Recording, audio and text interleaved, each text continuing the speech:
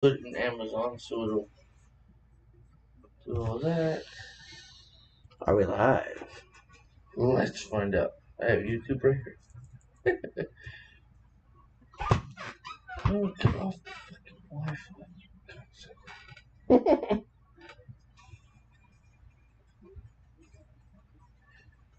Yes. You just live. Woo!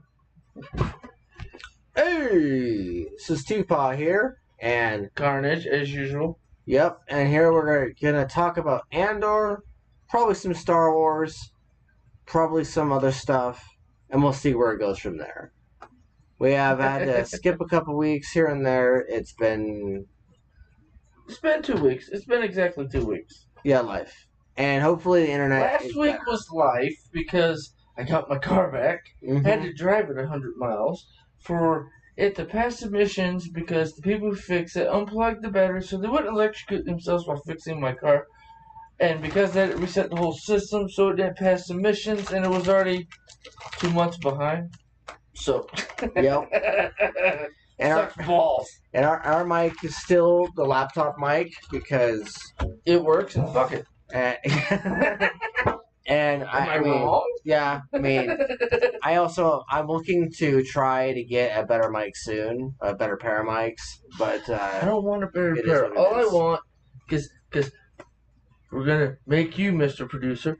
You just need to hook that up one of these times and push the button, see what the sounds are, see if we can make it something funny. When I say something goofy or something you don't quite get or like, yep. You hit a button. Or if you say something, try to make a point, hit a button. Or every once in a while, I'll just click a button on you. Shits and giggles for the sound effects and just goes. Yeah, I remember there was Luke, I think it was Luke or somebody else on Twitter. Every time someone was saying something, they would hit their little bar thing that they have, and they do clapping noises or they do other sound Well, you effects. said you watched the Fresh and Fit and Andrew Tate interview or podcast that they were doing from Andrew's house. Mm-hmm. Or where he used to do, but still does some of his broadcasting from him and his brother. And did you hear the guy sitting there and hitting the buttons and the little snide comments and whatnot? Yes. They have certain sound effects on the Fresh and Fit podcast for specific moments, like, y'all got told. See, you need to listen. He's not lying. You know, shit like that. And that stuff I always think's funny. But I'm like, yeah, but the sounds you picked are basic sounds. I want to, you know me, let's try some weird off-the-hand shit. Yep. You're being a jackass. Evil lightsaber. Okay. I'm dark side. I completely copacetic with that sort of thing.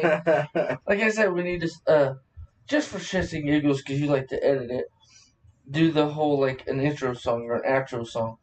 Or the intro and the outro song are the same. It's just the intro is the first half. The outro is the second half. Yep. Yeah. Gonna be working on that at some point. Thinking about doing something to do with a remix, where we take previous songs or take previous song ideas, splice them together, mix them up, and see what we come up with. Because that'd be which expresses us in a way that nobody can complain. Yes. Love to be able to get kind of with a band Disturbed or somebody else to do something like that. That'd be cool, but I don't know. I think you'd have fun just get on a Zoom call and record that, and we just sit here and talk shit about music and just interview them about their lives and how our first song that we heard that made us get into them. Yes.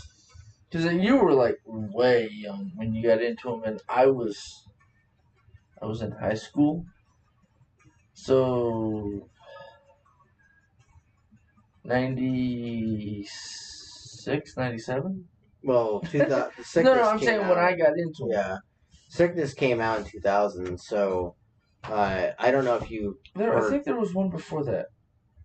They had like an EP before Draymond joined the band, but like after that, it was just the EP. So you probably heard the EP before they mastered it in the studio and released it as The Sickness.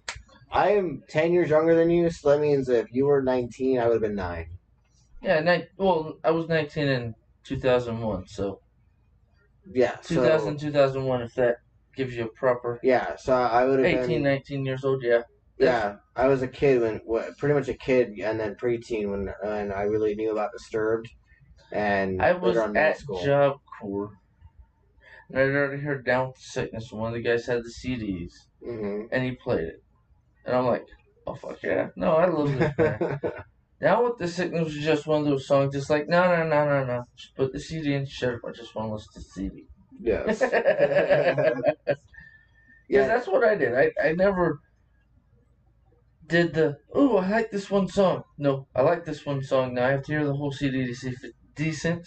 And I can use the other songs for just if I'm feeling in the mood or that attaches itself to a specific mood. It's like, okay, no, that song goes on for this mood. Yep. And just zone out. Half the time, that's when we were in the hot tub or in like the massage chairs, and I wasn't responding to anything you were saying. It's because I was in that zoned out into the music. Yes. I was just like, my brain's just like, okay, I'm zoning out. Okay. And then like earbuds in my ear, and I'm just like, okay, goodbye, world, for at least a minute or two. Hey, I'm talking to you. What? Never mind. Go back to what you're going. Fuck it. I'll piss off these assholes over here. I don't mind pissing off everybody. It's like, he's a dick. You know he's honest, and he's not completely full of shit. I know, but that's not the point. And I loved it when you told me that today. It's like, no. They gave you the dirtiest, most evilest glares. I'm like, hee.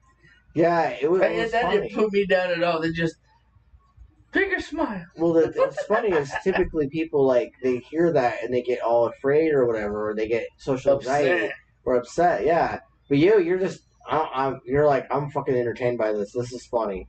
Well, yeah. I'm sorry if I'm disturbing your day. God, you are such a weak bitch. Like we were talking about. What was it? I think was it yesterday when we walked into the gym? Yeah. And talking about something about, well, yeah. Oh, Braxton from your book. And you saying how, yeah, they don't make us like they used to. Him making that comment, I'm like, well, they don't. Bunch of little fucking weak bitches. And you went, you sound just like Braxton. I'm like, well, that's kind of also my mentality. God, y'all are weaker than I was. We got hit with that and went, is that all you got? Please. Yeah, Braxton. Is a character in the book. Okay, so I literally deadass wrote dialogue for the character the previous night. And then we went to the gym, and I was telling him about some of the moments because I thought they were fucking funny and entertaining. And some of the people on Twitter apparently think that, he's like one of the best characters in the book.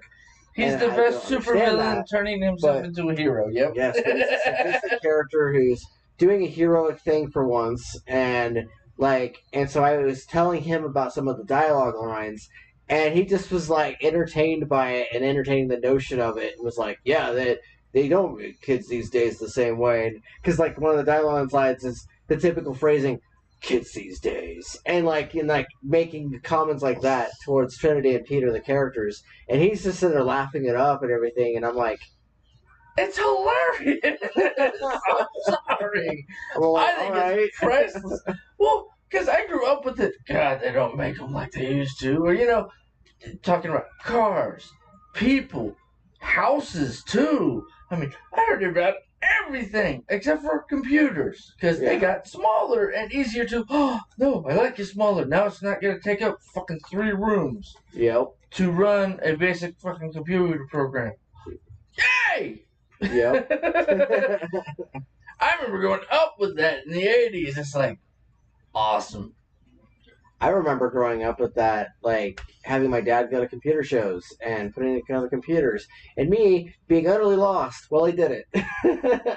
I can put together a computer, but I need somebody like you or Nephi, or just give me needle nose players because nobody's around. I finally started to understand later on. But, I gotta... Well, my thing is that when it's the one thing for, like, the power, the HD audio, which is all bullshit. We all know it. Yeah. And the power button and the reset button and where you put them all. Me? With my hands with the CMT? Oh, hell no. Give me needle nose players. Or, hey, ably body person, get over here and do this shit, motherfucker. Yep. Because we have the same size round fingers, so it's like, yeah, no, you can do it. Yeah. Because your fingers are more able. You can hold on to it. And mine, sink. Give me those pliers, because then I only gotta make sure I don't crush it. Yes. Yes. His fingers often look like a golem's fingers after they've been frozen over. He like does this Or burnt. with his fingers where like they have to do this, and sometimes when he's doing a steering wheel thing when he's driving the car, he'll do it like this, but he has to has this interesting weird grip on it. But he's got it for the most part.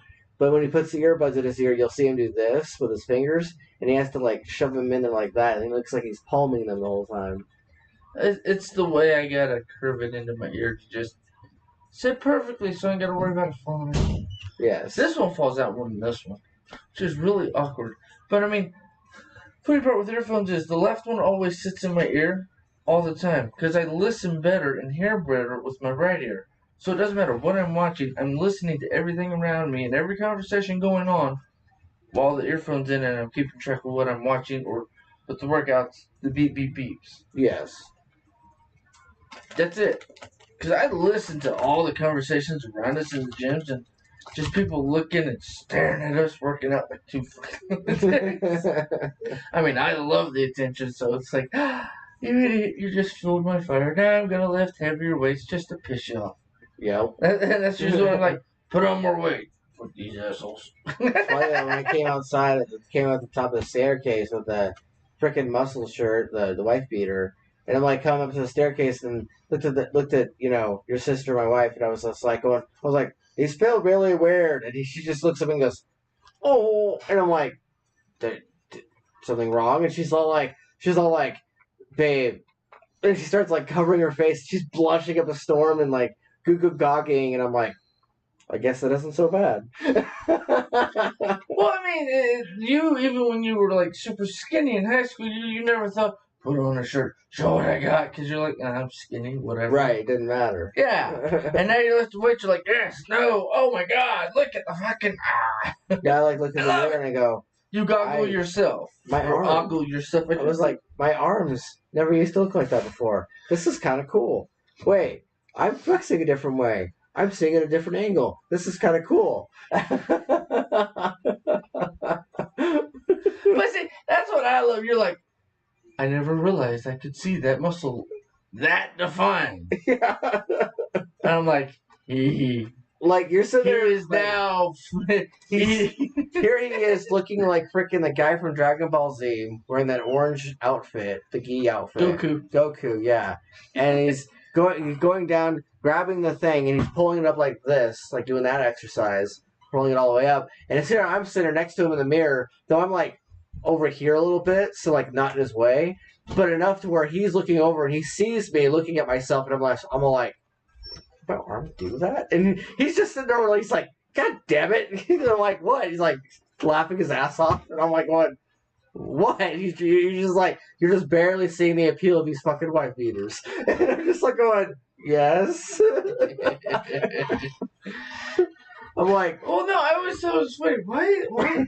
Because you go to the store, where's the wife beaters? You mean A shirts? I don't know. You tell me, jackass. You work at the damn store. I just know what they're called. Yeah. The first time I ever bought one, I'm like, oh, I see the appeal of white trash wearing this. They're all skinny fucks and pick shit up all day. Okay. I mean, it made sense to me. I never understood, even when I lifted weights and was like, oh, just skinny and ripped in high school. Because Nanny bought me muscle shirts because I was starting to put it on, thick with the freaking muscles and stuff. I'm like, okay. She just started buying me muscle shirts. Yeah. I don't know if that was Dad's influence or somebody else's, or it was just from what she saw, but it was like, you need muscle shirts. You look like you're trying to explode out of your shirt. You need a shirt that doesn't hold you back. Yeah. It shows the muscles and it's just... I'm like, alright, screw it. So I just started wearing the muscle shirts. The only thing I always thought was weird about muscle shirt. Slightly adjust. Nipple! Fucking shit. That's where wife beaters are better than muscle shirts, because muscle shirts show everything but nipple. You slightly flex or slightly adjust. Nipples everywhere! The fuck? Yes, yes. I mean, I found it hilarious because everybody would always look over. Why are you showing your nipples? Why are you looking? What's funny is I don't look like it right now because I'm wearing this giant baggy jacket. But you hide it too much. Yes, yes. Like it doesn't look like it, honestly, because of the fact that I'm wearing a baggy ass fucking outfit. But like, if I took this thing off and I like wore the muscle shirt and shit, you guys would be like, "Oh fuck!" And I know this because like I walked back from the pool and the hot tub area after being like all wet and shit, and so like steam's rising off my thing, and I'm walking up the thing, and there was a couple times where I didn't even notice it because I'm just in my own head getting ready to get to work, that sort of thing later on in the day and everything. But there was one day where I walked up and I saw my front reflection in the glass window, and I'm like, I look like a fucking wrestler. What the fuck? I always love how we never realize how skinny or how we look until just walking past the mirror one day and just like, was that fucking... You're like, that was me. Oh shit, I didn't realize it was accidentally... I guess I don't have to flex anymore. Okay, cool. What was even funnier is when I stood to Amber, I stood like the side of the bed. I just was joking. I didn't realize my pecs would actually do that because like they did it before a little bit. Because you were trying to get it to do it and you figured out how to do it. Yeah, and I was wearing the muscle shirt. And I'm all like, I can't. Mine don't do it properly. Like I was just like shoulders are making them all bounce and everything, and fucking. I never got that. And the wife was just all, and like she's sitting on the bed. She's just all like, "Bro, if I could have a nosebleed, I would have had a nosebleed." I'm like, "Anime nosebleed? Are you talking about anime?" And she's like, "Yes." Naruto, let's see, Naruto's Kakashi Sensei and what's the other guy's name? I can't remember. Having a brain fart. And then you got Roshi from DBZ. Yeah. Titties! It's just tits. Irony here is any other dude who's super muscly, like, tries to do all that stuff to your sister and my wife and everything, she'll have no fucking connection, no care in the world. She'll just be like, yeah, you're a big muscly, I don't give a shit. But me? Well, no, I thought it was she's just like, at the beginning, she's like, I don't care if you're muscular. Right. Stop why I love you. Right. And I'm like, yeah, well, you used to be skinny. Just wait for it. She'll love it. She'll be like, I don't like that. And then when you get there, yeah. And then a year later, it happens. Just like, right. About what? You gotta be more specific. And then when you told me, I'm like, well, of course I was right on that one. Duh. And that's why I always think it's funny. Girls like, I don't want the muscular, big, just brute. Because if all he does is work out, what's he gonna do with me? He's gonna do fuck the shit out of you because he has big muscles. No, I'm sorry. Well, I mean, that's the first thought that pops into my head. I have giant muscles. I work out all the time. You? Yep. Please. I fucking squat more than you on a daily basis. Shut up. Yeah, that's my thought process. Yeah, because you become more physically able at least a little bit, and like your stamina goes up. So when you get home from the gym and everything, at least for me, I get like, I want to, I get a whole horny and shit, and be like, I want to fuck something, but like, I have to go right to work, and it's like, yeah, so you're SOL. Yeah, so I'm just like, fuck, and then like by the end of the day, she's tired, exhausted. So if I want anything, it has to be when the kids are asleep and we're in the bed, so it's always in the same fucking place, which isn't bad, but like, I'm not complaining too much. Grab the handcuffs, wait till she falls asleep, roll her over, handcuff, knees to nipples. What are you doing? I'm trying to. Not no more, you ain't. Sorry, stuff I did with my ex-wife. She said, "What the fuck are you?" I said, "Don't worry about it," and then just. And it ran for like 20 minutes, half an hour. And said, okay, that was great, but where the fuck did that come from? That came from. Fuck you, I don't care, I just want some. Deal with it, bitch. Alright, you're untagged. Alright, go wash yourself or whatever. I'm taking a nap. I'm going to sleep. The fuck? wonder if the audience got what you're referring to. I hope so, or they're just lost, which is even more hilarious. And that'll be the funny comment. What was he talking about? Dude, I'm 12. What's going on here? Because it's like, not appropriate for your age group. Do you still want to watch it? Do you have parental permission? Shut up! Just turn it off! Yeah, when you're a kid, a teenager, you're always like, yes, what's the hack code? How can I get through? Right? And then when you hear the joke, either as a teenager, you had not a clue, and one of those kids like, the fuck are they talking about? Or you're like me going, that's funny. Or the one kid's actually aware and they're like, you're talking about sex. And you'd be like, no, like, it's not even. Tits? The funny part was, 3rd grade in Shawnee, Oklahoma, in whatever, fuck it, can't remember the name of the school, just had a blank. But we were in the library, getting read and told a story by somebody who was supposedly famous, or somebody had written like 10 or 20 kid books. And then she made a joke. I laughed. Nobody else got it. I laughed. And the teacher's like, them both. It was a teacher and a student teacher. You understood that joke? I thought it was obvious. I'm sorry, if you don't get that joke, wow, that's a different conversation altogether. They're like, okay. I think she just realized that I understood 90% of what she was saying. She didn't think any of the kids understood. That literally showed, I'm not the dumbass. I know more than you think I do. Which, I mean, the look on her face of just was priceless to me. Yeah. Because seeing somebody go, you know what the fuck they're talking about? As being an 8-year-old, 9-year-old in school and the 20-something-year-old teacher, I'm just like, I thought that stuff was obvious. Doesn't, like, everybody hear their adults talking about it when they don't think they're around? Yeah. I mean, like, isn't that the fun of being a child? Ooh, they don't know I'm here. What can I hear? What can I find out that I'm not supposed to know? Listen. Isn't that part of being a kid? Right. But I always thought it was funny with the adult jokes. It's like, how did you understand it? You shouldn't understand it. You're only this years old. What the hell does that have to do with me understanding it? But I mean, that's like this. I make the comment, either they get it or they don't. Mm-hmm. Conversation done. Yeah, I remember being 13, 14 years old and still being kind of oblivious to that type of stuff. Like, I knew it existed. I knew, like, about it, and I had, kids in high school, or middle school, because it would have been 13, 14, so it would have been middle school for me in California. So middle school's better 12, than 13, junior high. and then then when in the middle school, then like high school, like freshman year, like I was starting to get it and starting to understand it, but I knew it was there. I knew what it was, but like my humor wasn't raunchy like that just yet until like way later, and then it was like it wasn't even the raunchy part. It was just I understood the joke.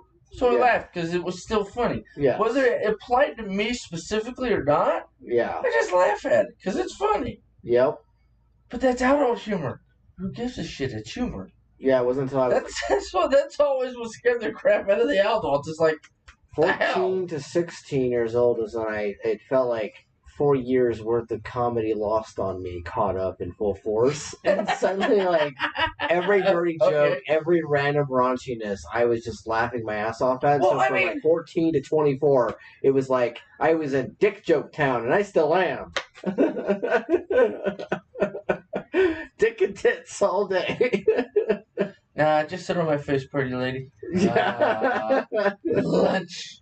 And maybe dessert. We'll see. But I remember the first time I heard a guy, an adult, say, I think I'm going to go home for some lunch. What's your wife going to make you? She is the lunch. And I went, you lucky son of a bitch.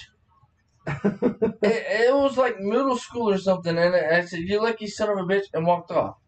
They didn't even say that. I said, who said that? What the fuck?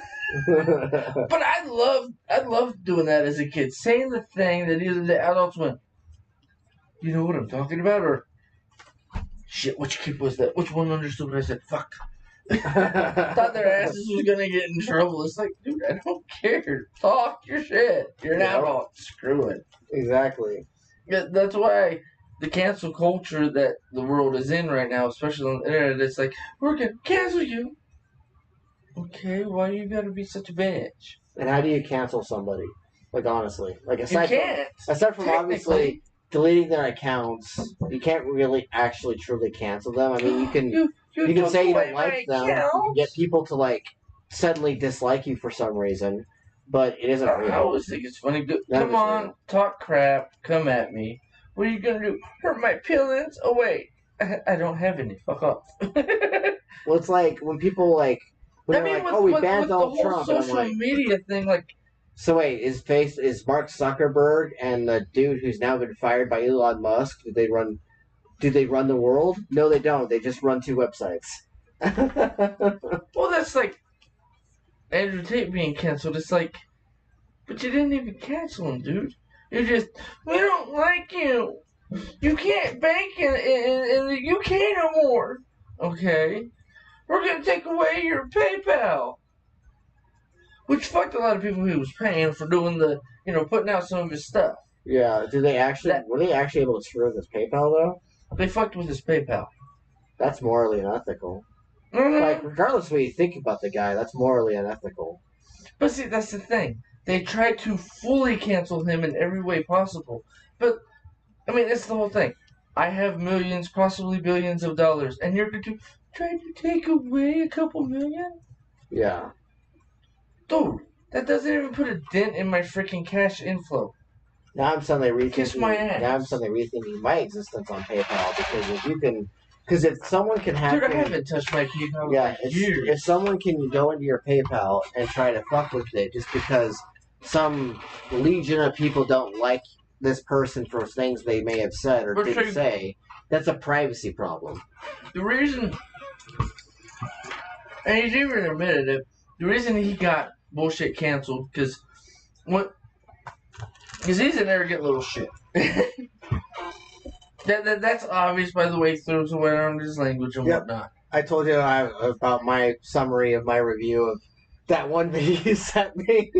Where you made a comment because looks like a sunglass lord. Well, you actually have to look for the videos when he's not in his sunglasses, because if it's like production, yeah. No, I'm in character. I'm wearing my sunglasses. I'm being a complete douchebag while being honest. When I defend Andrew Tate's privacy rights as a human being and an individual, that does not mean that I'm waving the Andrew Tate flag and going, I love this guy. That's his job. No, I don't wave the flag and say I love this guy and go, he's a good entertainer. Yeah, like because I like the entertainment part. Yeah. Other than that, it's like, okay, I never knew who you were before it became fun to watch you because you're shitting on the idiots that are supposed to be in charge of the internet and said, haha, bitch, I'm still here. Yes. That's what I find entertaining because I've said it on here, on Crazy Peas. I've said it in a million other places too. Oh, you think they're going to cancel me? Fuck off. I don't care. Yeah. Woohoo, I have like 15 internet names. Fuck off. until they start sending me paychecks, they don't need to know my real name. Shut up, leave my account alone. Right. Or delete it, cancel it, send me some stupid email, and then I'll start it with a new email. I got 50 of those. All you really need is your routing number and your account number to wire you money anyway. You don't need another name. Exactly. That I know of anyway. Unless anybody who sends you money that way automatically sees your name, but they wouldn't know. They would just depends on the level of a transaction people they have in the bank. Yeah. Because it kind of goes back to the old mafia bullshit. Yeah. Oh, I have somebody working at the bank. Thanks for the number to your account, dumbass. Now I have your name, your social security number, I have all your info. I mean, that goes back to like the early 50s all the way I think up to like the 60s, maybe even the 70s, where the mob could do that shit because they were the ones that had the most money and had the biggest muscles and the guns to blow off your head if you didn't do what the fuck you were told. Yeah. I'm the biggest bully. Why? I own the whole fucking state of New York. Really, motherfucker? Yeah, just do what you're told. Shut up. You got voted in office. Take care of them. Are you going to come with all of your M16s and guns and weapons to stop the mafia from trying to kill me and rape my wife and kill my kids? Well, we can't do that. That's why we put you in charge. You're supposed to do that. Yeah, you stupid. Thanks for the vote, though, dumbass.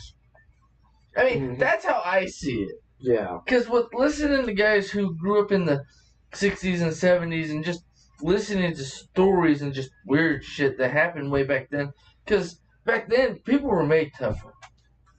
That's like my generation was made a little bit tougher than yours. Because I was born in the 80s, but the stuff I grew up with and learned made me more resilient to, it hurts. Just, okay. I got a boo-boo. Who gives a shit? Where's the bandages? Aren't you gonna put alcohol in that? No, that shit burns. We'll see. Bandage and go. We'll see. I would say yes, generation-wise. Individual, not so much. Well, no, because everybody's different. But I mean, as a group, more of my generation are criers, where a little bit more in your generation is criers, percent-wise. Because they got the internet growing up. I got the internet at almost being a full adult, like 15, 16 years old. So it's like, I'm almost done growing up and now I get all this shit to play with. And it wasn't even to play with because it was all little bullshit. It wasn't even all that much back then. To be fair, I didn't get my first smartphone until I was 23-ish. I didn't buy my first smartphone until I actually moved out here. Because before that, it was just give me the block phone. Why? This is why. Yeah, no, those it still works, motherfucker. The keyboard phone and the block phones, they were super resilient. The keyboard phone was shit. I mean, it was pretty nifty and cool when you're typing T9. Well, no, I get that, but maybe that's also why I can type so fast. Well, I couldn't type fast anyways because the CMT. So the T90, the 9 key, that was just okay. I got so used to that, it wasn't even a thought. I just typed shit out. Yeah. I'd look. Okay, it's all right. Click, send. Screw it. I got so used to it when it went to. It's on my phone, and I have to cut these fucking letters are small.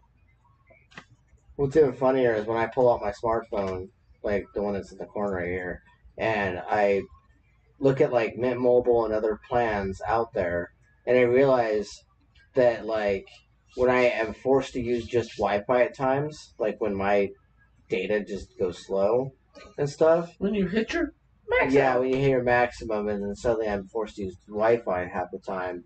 I'm just like, my God, the last few years, I have been spoiled as fuck because I have been used to having Verizon now, even though it was because you worked for them, so you got the employee package, which means you got true unlimited data at max out. Yeah, and before that, like for years, I would have like a gig of data max before I went to T-Mobile and actually got like a decent 16 gig bucket or whatever the fuck. Yeah. But like before then, before it was like a gig data max, I barely even used the data half the time. And I would literally wait till I got home, had Wi-Fi, and then I would download songs or download podcasts or whatever. And so never download anything anymore. Yeah, but, like, but I know what you mean. But like that's the life I used to have when it comes to downloading data. And now it's like I think it was the other day where I was sitting there downloading an album, and I'm like, and I like found that it was so fucking hard to find an album to download because everything is streaming now. And I'm like, how in this flying fuck is it so hard to find a download now? The only way to download... Bands don't even list their backlist anymore. The only way to download a song is you gotta have Spotify or pay for one of the services like Spotify. You pay for it so you can actually get the The Yeah, ability to download it onto but your you're not phone. actually downloading much of anything. You're able to just use it for offline use if your thing goes offline. But I mean, you don't well, actually get yeah. to go to the source file and see like your library of songs. They're not actually yours. They're just borrowed. Yeah, but see, I actually have 90% of the songs I've liked or from specific songs or specific albums. Certain ones I'm like, yeah, we'll download it. I downloaded them like 2 or 3 devices ago, so they're not downloading this one because I haven't re-downloaded them. Yeah. But I mean, that's like the brain YouTube Music. Yeah. I can do a playlist and tell it the whole playlist to be downloaded, and it sits in my downloads. So I don't even need YouTube Music. I just go to YouTube Library, downloads, click, go. I would like to actually burn some CDs over the next year. There are ways That to do way it I can- online to steal music from Amazon. That way I from can actually everybody. have like my own physical copies of stuff again, because I remember having physical copies of things and being like, but I you know own how this hard thing. that is? Because look at my laptop. There's not a fucking CD drive on that. You gotta buy an external CD-ROM now. I know it's like $20. And you gotta buy. No, I think it's like 30 or 40 if you want the one that burns. That's how they always fucked us. I mean, because back in the day, everybody had CD-ROMs because that's what you ran everything off of. 3.5-inch floppy, CD-ROMs, or the whatever drives. Yeah. That were basically a 3.5-inch floppy, but it was like, like 6 of them stacked, so that way they could get a whole bunch more data in there.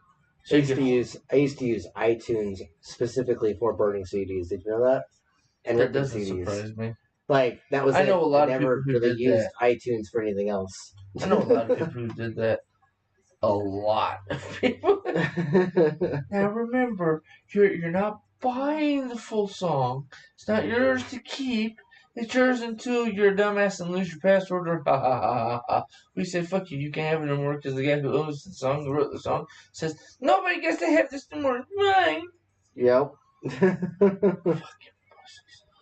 But I mean, it's like going to fuck Walmart because they only sell you freaking everyday crap. Version.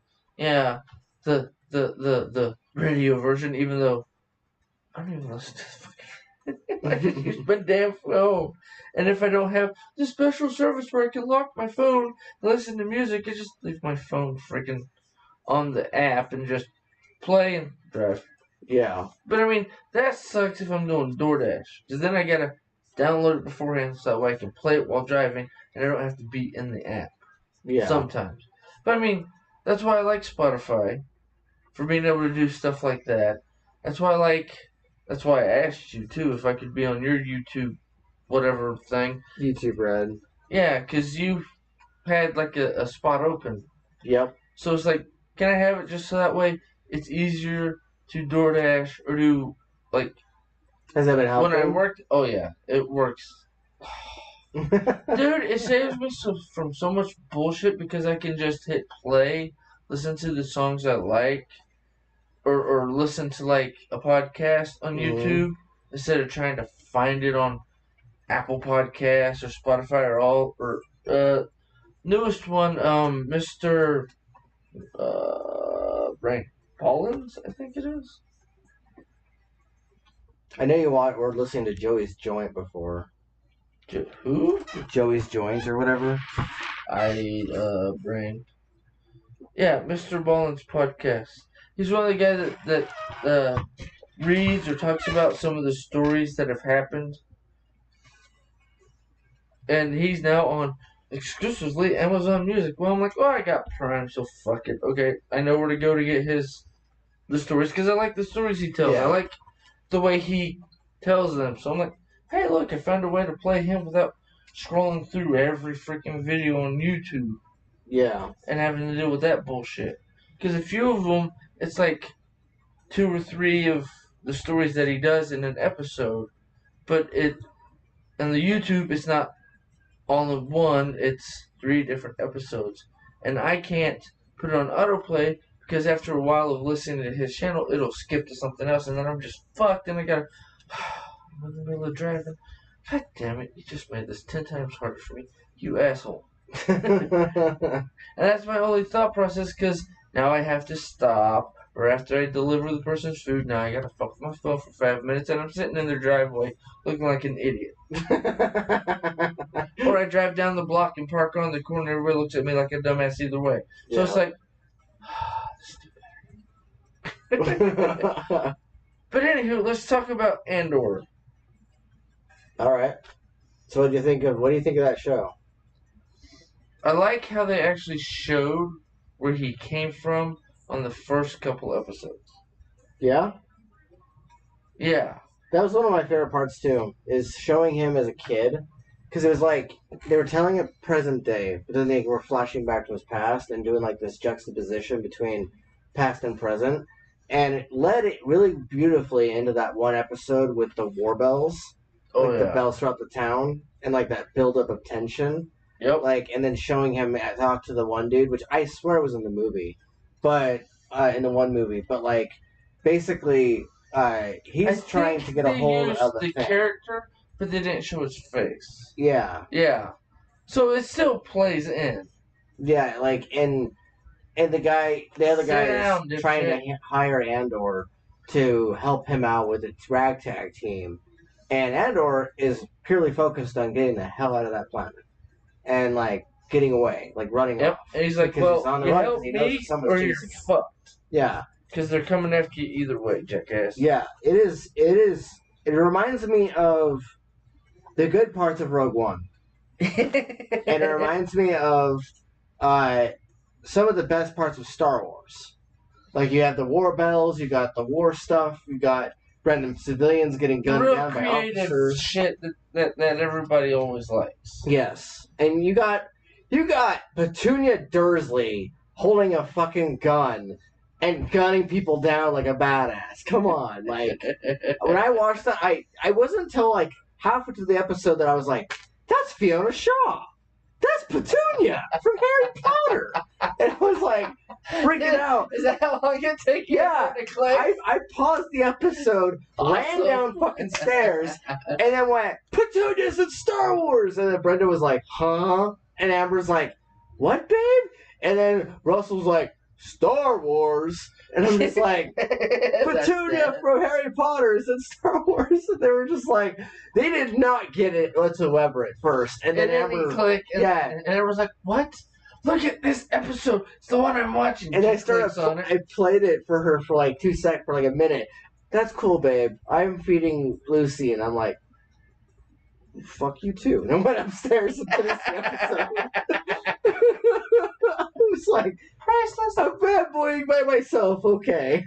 I was like, I got to see a muggle shooting a gun and I'm like, I don't even know why the novelty is here. Like, she was a muggle in Harry Potter, and now she's a muggle in this, and she's holding a gun. She's not a force sensitive, so she's technically a muggle still. She's holding a gun and she's gunning people down like a badass. And I was like, holy shit, she's gone Ripley from Aliens. Okay, I like that analogy. I like that. That's cute. to like, get away from him, you bitch. I like that. No, but I remember when I saw, like, where do I know her from? I had to think about it for a second, and then I'm like, oh, duh. And then I just, end of it, okay, let's watch the episode. Yeah. And I know which actress it is, just watch the episode.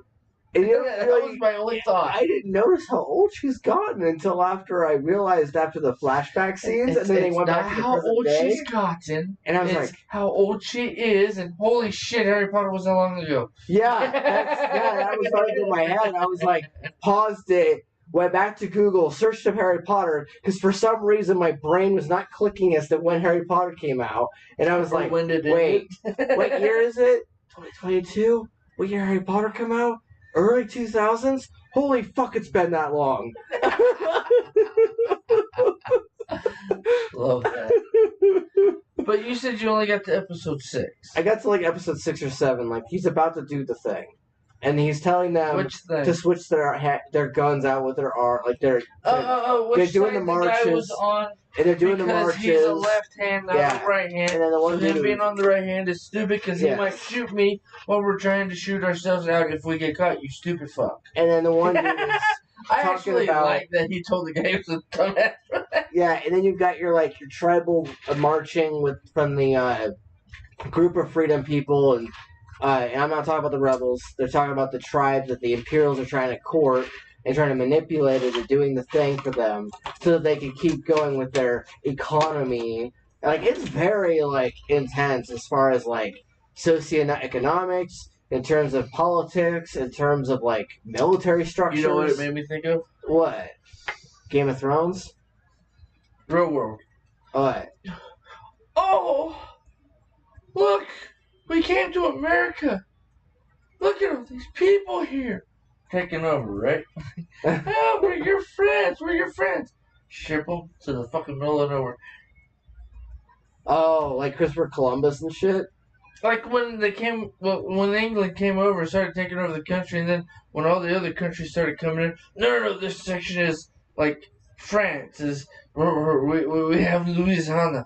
Oh, and that sort of shit, and they just shoved all the natives into the middle, and the Oklahoma, Texas, and most of it. It Oklahoma, is very prevalent of history, isn't it? Oh yeah.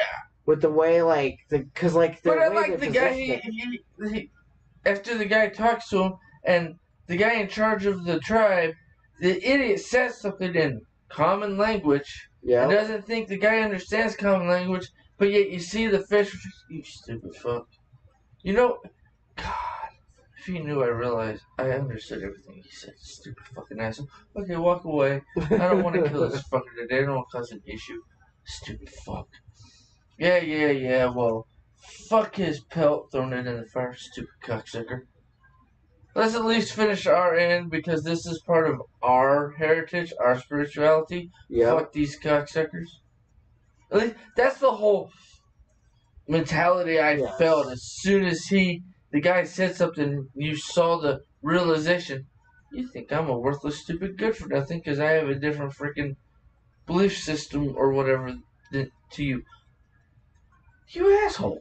Yeah, it's very prevalent of identity and gender identity, not gender identity, but cultural identity in general. Yeah, what you've been taught, what you grew up with. That's where I think everything goes to shit because that's not what I learned when I grew up.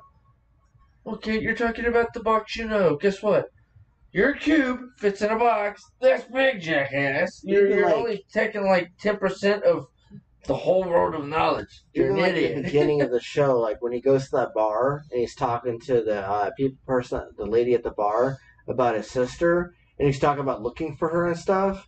And then and the sister that's not the sister. Yeah, yep. and then later on you find out that the two soldiers at the bar are chasing him and tailing him, and then you find out absolutely no reason other than to be drunk dicks. Yes, and then you find out that the organization they work for claims to be a medical organization or a medical cleaning organization, and then the Empire just takes over, and Imperials just take over that entire project. Even to that point, this is just a series of takeovers in it's literally story. England, aha, we're in charge. We're going to come and take over everybody else's country. Fuck you, we're in charge. It's our country now, bitch. Yeah. And until there was enough of them that bred and became part of the population, they're fuck you, England. Fuck you, Britain. You can't be in charge. Guess what? We are our own independent country now. Suck my dick. Get out.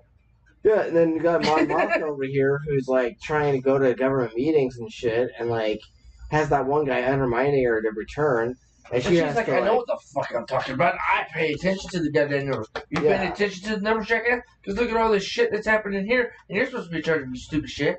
Exactly. And I like the empowerment she had though. Fuck you! I know what I'm doing. I actually researched it.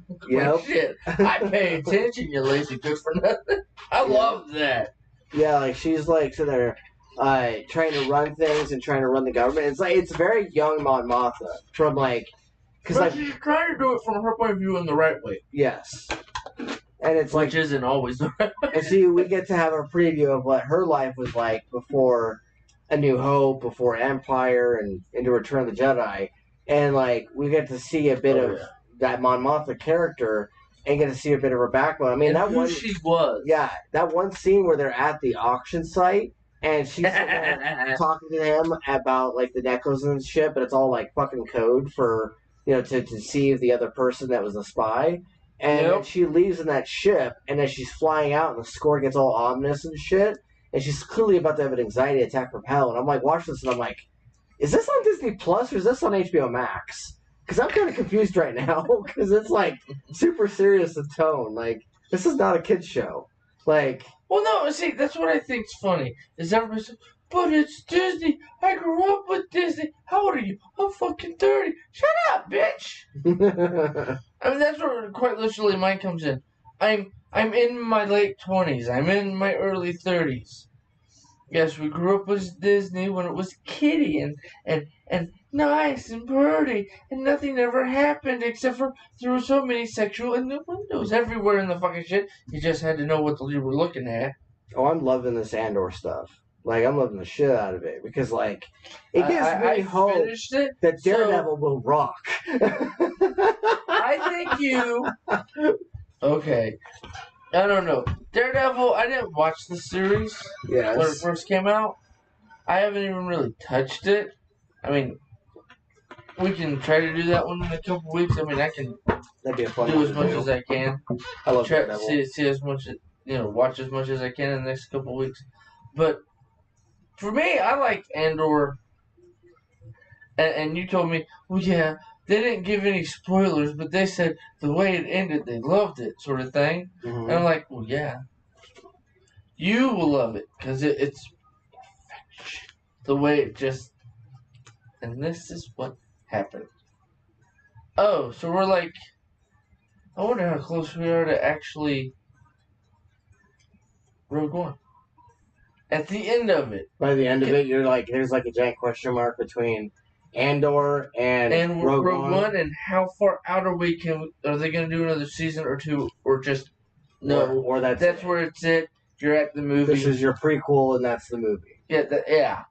This is your because where it ends is. This is your Rogue Zero. Dot. Your Rogue Zero before your Rogue One. But I mean, I liked the way the whole thing went, and when you get to the next part here shortly, which is kind of a after they steal the money part, and what happens to him, because he tries not to get caught. Yeah. And what happens to him with him just being where he is, and how he gets fucked. Yeah. You're gonna go, well, that's fucking bullshit. But think about it this way. Well, that's complete bullshit. Think about how many people get screwed and get thrown in jail for stuff that they didn't do. Or, what do you mean I can't do that? I'm an American. I'm a citizen. I'm legally allowed to do this stuff. Yep. I'm on my own property. You cannot arrest me for being on my own property and doing whatever the hell I want. Yep. But that is the way the world is now. Because some cops, not all, some get overly, well, I'm a cop, which means I'm above you. No, it means you're a cop. You're supposed to protect me, not be a dick to me. Yep. Which is what you see 90% of the time nowadays. Because everybody's got to show the bad guys or the douchebags. Or will somebody call and say, you were being this way. Dude, I'm quite literally just standing here, talking to myself, talking to my phone. Yep. I'm just recording myself, nothing else. Just because I have my camera out and I'm recording doesn't mean I'm recording everybody and all they're doing. If they're not doing anything illegal, why do they give two shits about me? What if you're vlogging? What if you're just vlogging? Oh, no. I've actually seen one. Audit the Audit is the channel, and the guy, he tells where the original video comes from, which channel or whoever originally or posted it to show. And a couple of them, it's the dude's literally vlogging while walking down the road, but because he's in front of a building that has windows that you can't see inside of, they called the cops because he's trying to see who's walking in, who's a patient. It's like an old folks home or a loony bin or some stupid shit. I don't even remember. But it's the little kids he's a teenager, but I think it was like 17, 18. But it's the thing of, He's just recording and talking to himself. He's literally vlogging. Not broadcasting, just recording himself to put it up later. Yeah. And somebody gets a fucking hair up their ass and calls the cops. So the cops come at him because he's the bad guy because we got called because of you. Doesn't make me the bad guy. It makes the other motherfucker paranoid asshole. Leave me alone. I'm not doing anything. Yeah. I'm literally recording me on my skateboard on a public sidewalk. No offense. Leave me alone. No, I don't have to stop because I didn't do anything wrong. And you can't stop me because you're not arresting me. Leave me alone.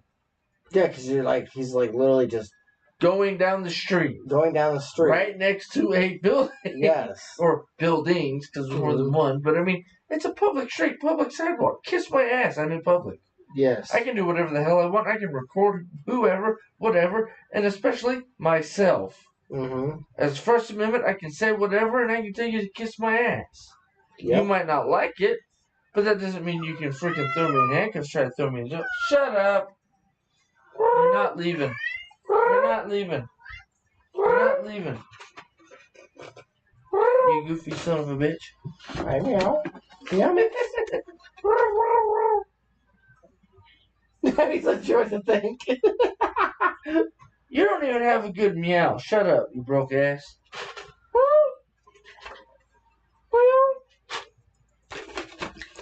He's just staring at me now. He's just like, are you swearing at me? Bota Calvitos Rico. Well, I don't give a shit. That's what I said. I know you don't like it, what I said. We're meowing at the cats. Don't worry about it. This is now Crazy P's and Crazy C's. The cats are being fucking crazy. Aren't you, dipshit? Hey, we started this. You're the one that meowed. Go out the door. We came in here and closed the door because we're podcasting. You fucking lunatic.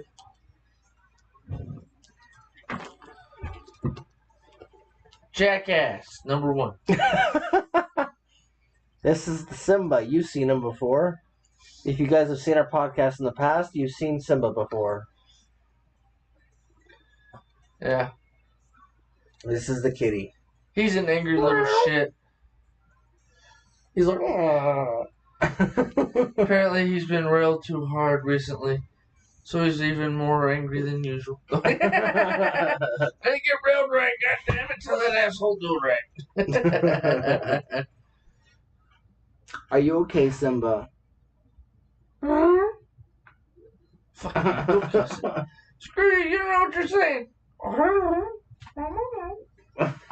So, darbakan si siya ba?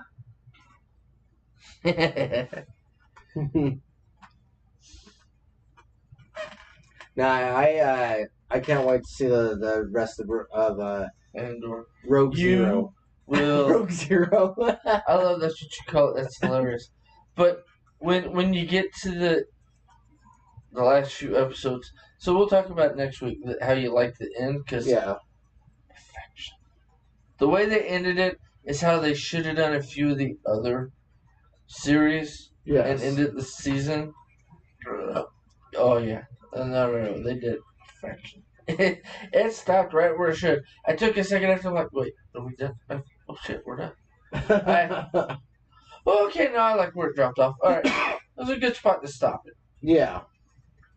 No, but I mean, I don't also bitch about what you bitch about, so.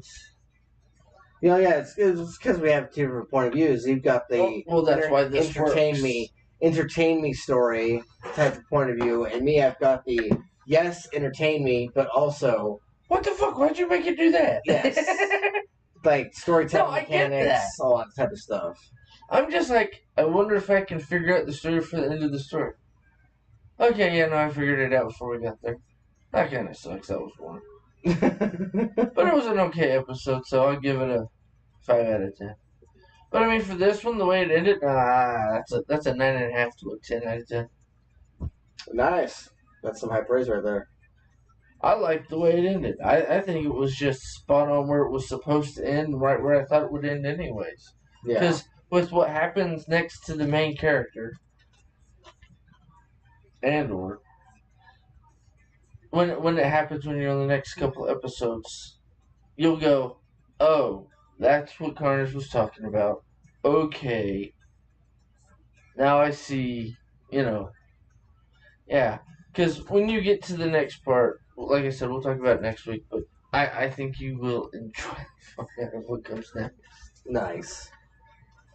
Yeah, Because of how it bleeds into the story of the rebellion actually fully starting properly.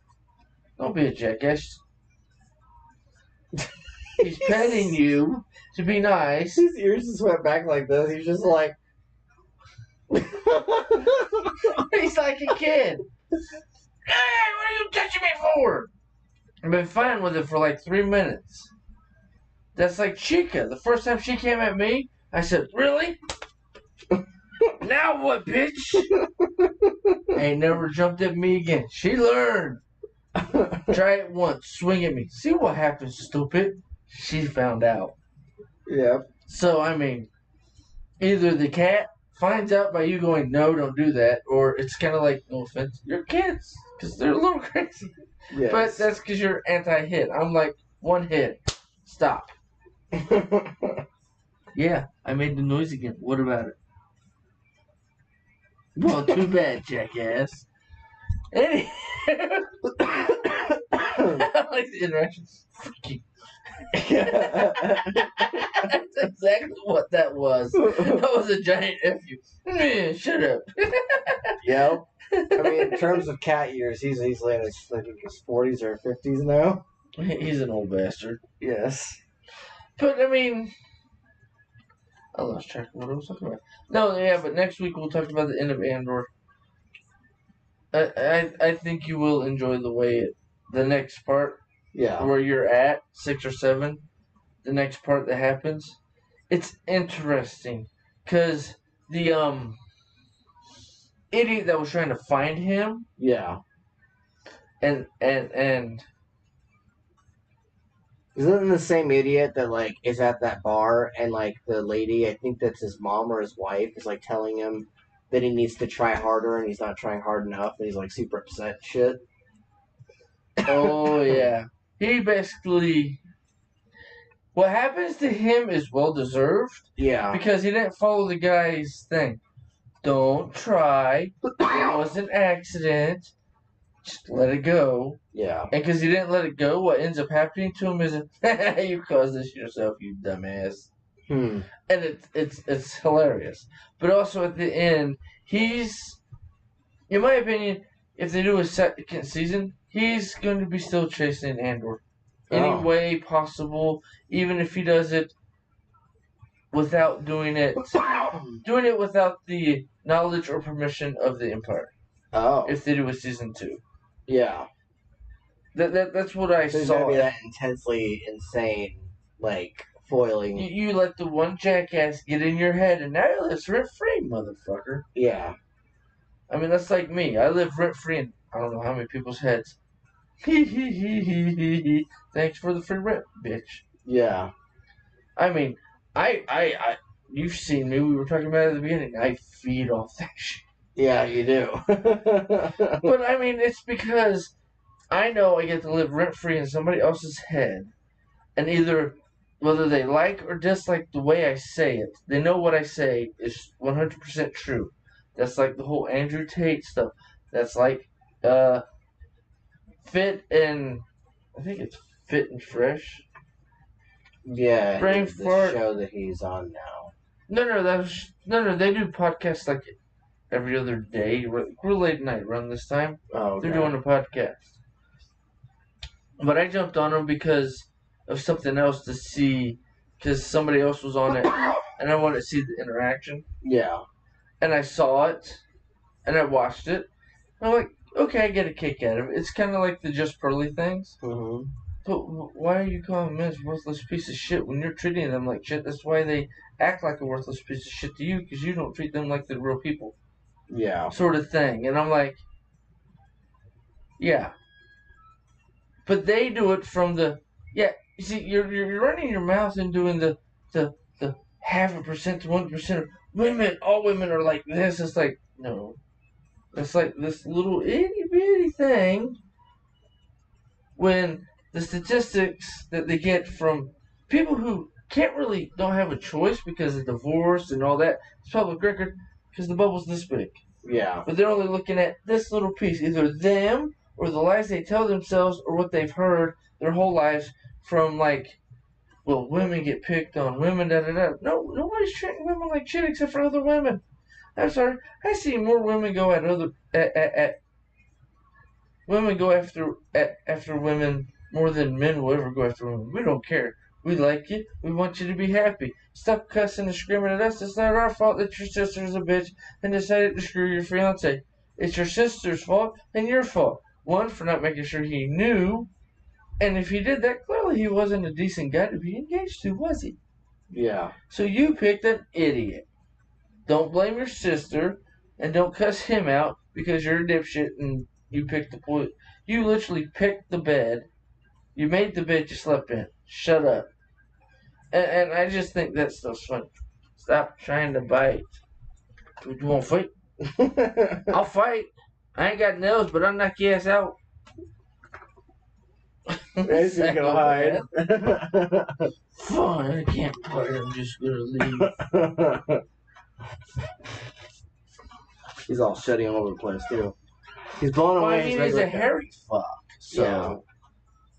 That's like Chica. She's so old, dude. I just barely scratch her head. It's like, bah!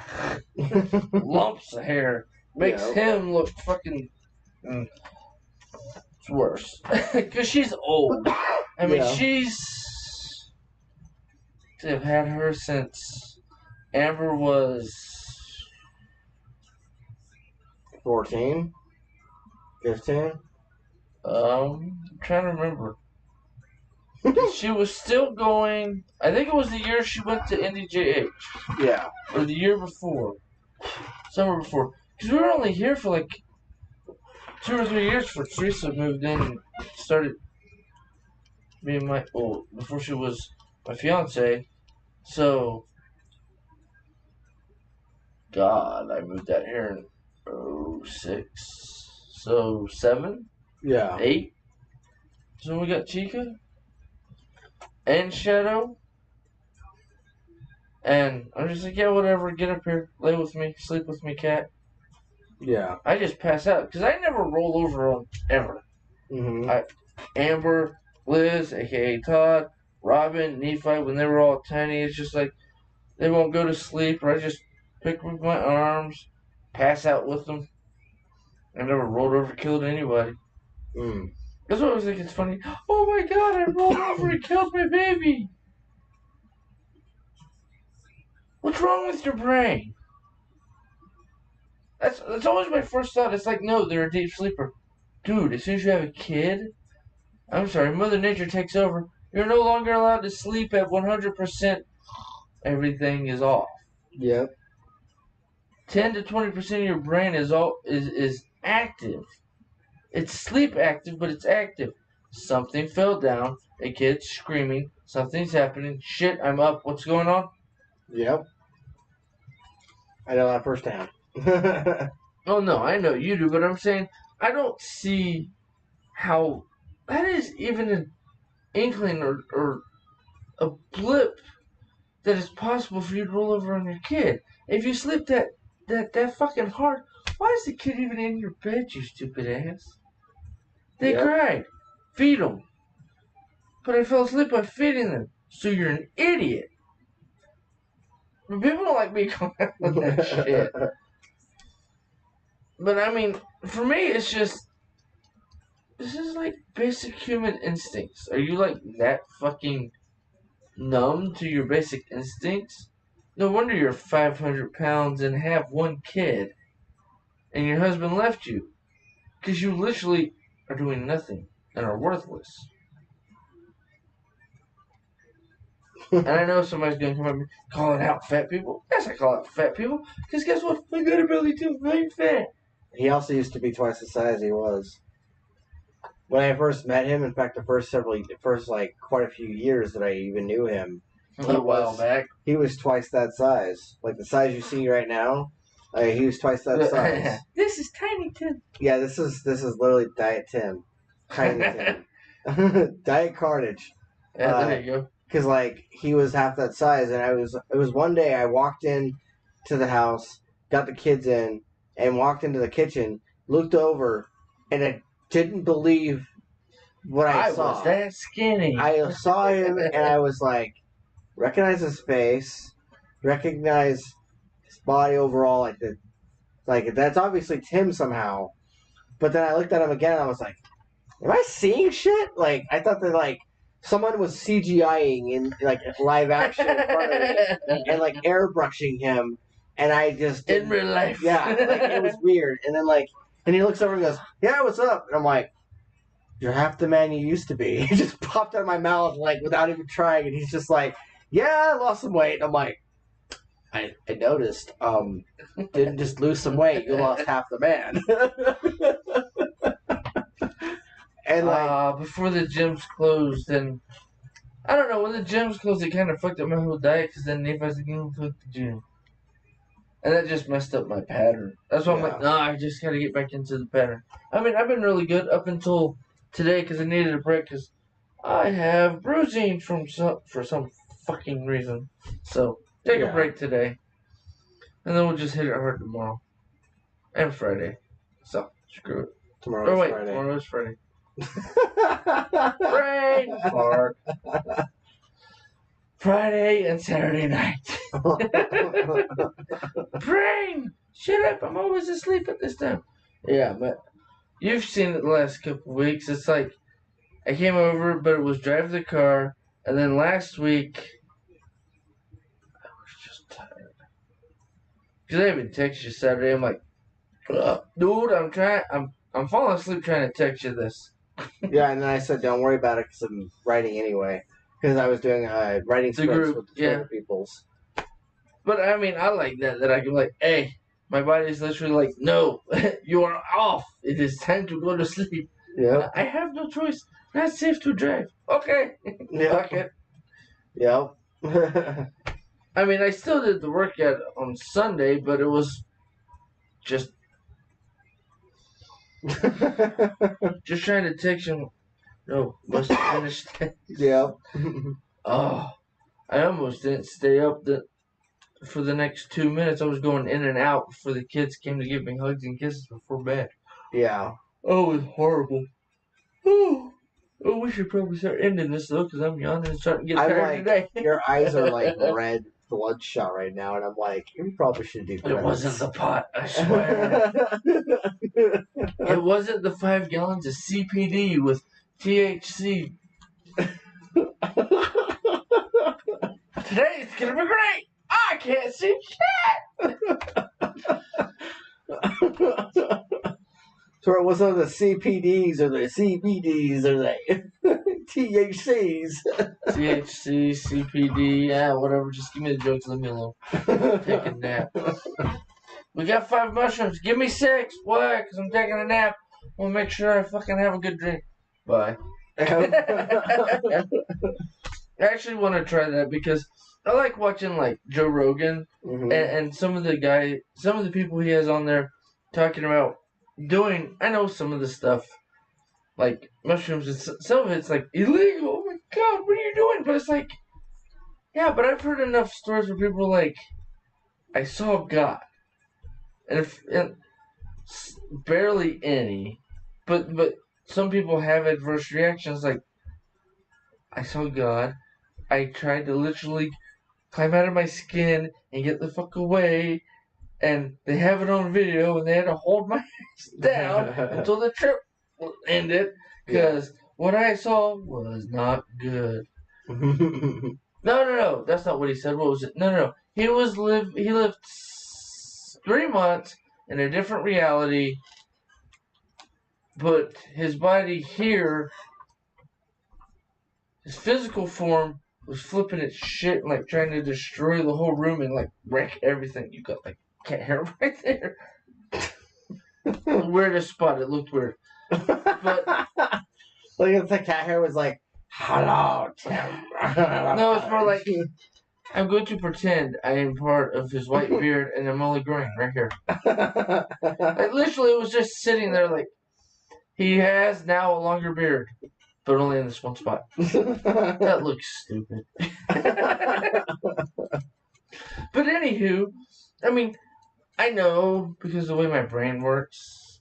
Because one of the things I'd really like to try is the CPD. Yeah. Because it's like, no, dude. Because one of the interviews, he asked him, "Have you ever done CPD?" Oh yeah. Or no, that was what it was. He asked him if he was we were talking about it earlier. Don't believe in God. Yeah. Brain. Atheist. Thank you. Atheist. And he's like, I was till I did CPD. Really? Why? I saw God.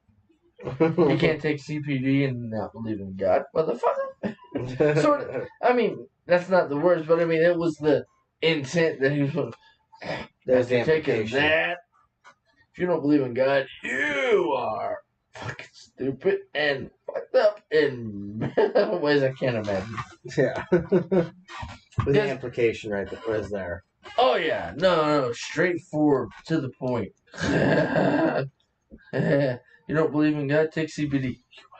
And my first thought on that is, I believe in God. I wonder what my freaking hallucinogen would be. Because I like that they always talk about you either see demons, you see entities, you see dogs, but they talk to you or no, sort of thing. Like, yep.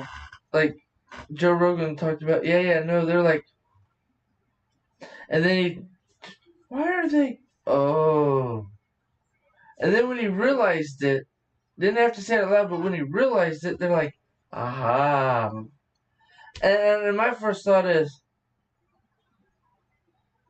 okay, how long was the trip? One, because you got to smoke it.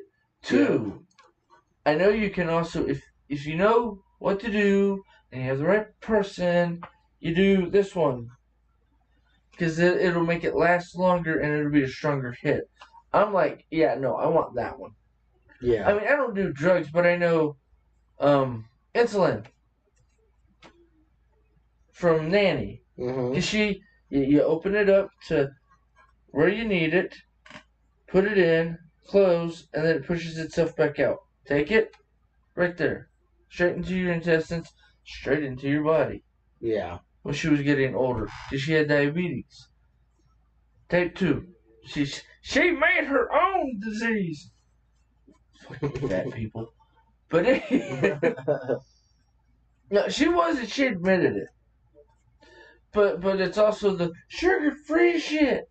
You mean sugar alcohol, which is 10 times worse for a diabetic? So you're literally trying to kill the diabetics, you fucking cocksucker?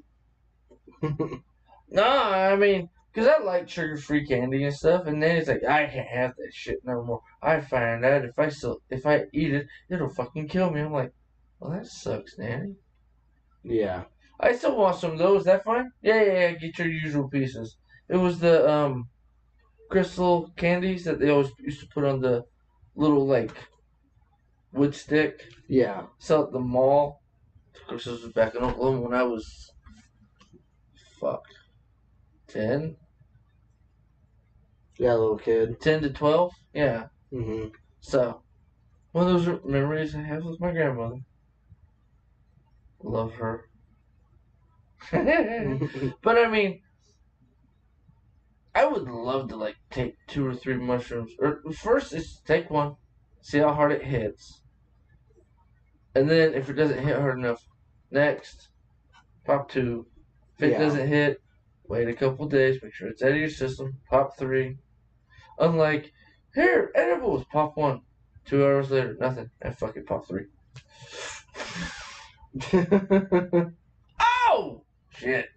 I gotta drive and do shit. This just got me. And then I passed out for an hour. Woke up because I set an alarm, but the funny part is I was so heightened with my senses, I literally passed out, woke up 10 minutes before the alarm went off, was level-headed enough to drive over to where I was supposed to park. But I still had to wait an hour, so I literally just put up the handicap, sat back, and mellowed out. Yeah. And then my son showed up. Hey, I'm gonna take a nap. No, that's just what I'm Hey, I'm gonna take a nap. I'm tired.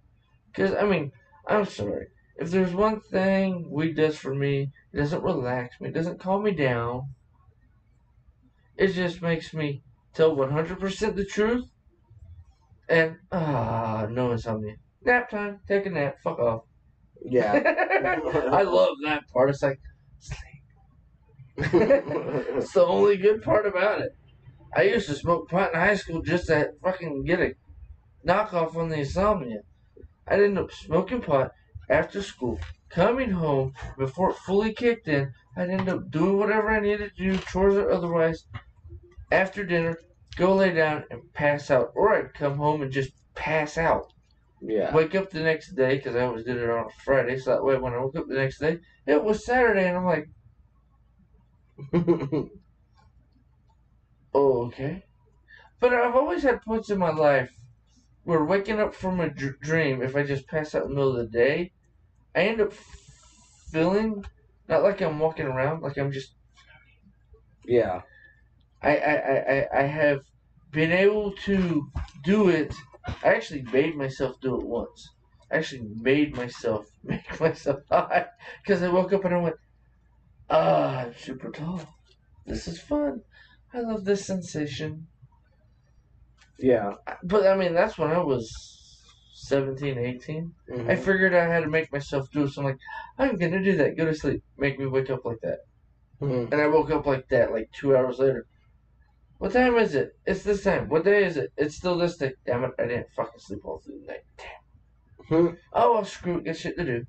And just kept going with my life.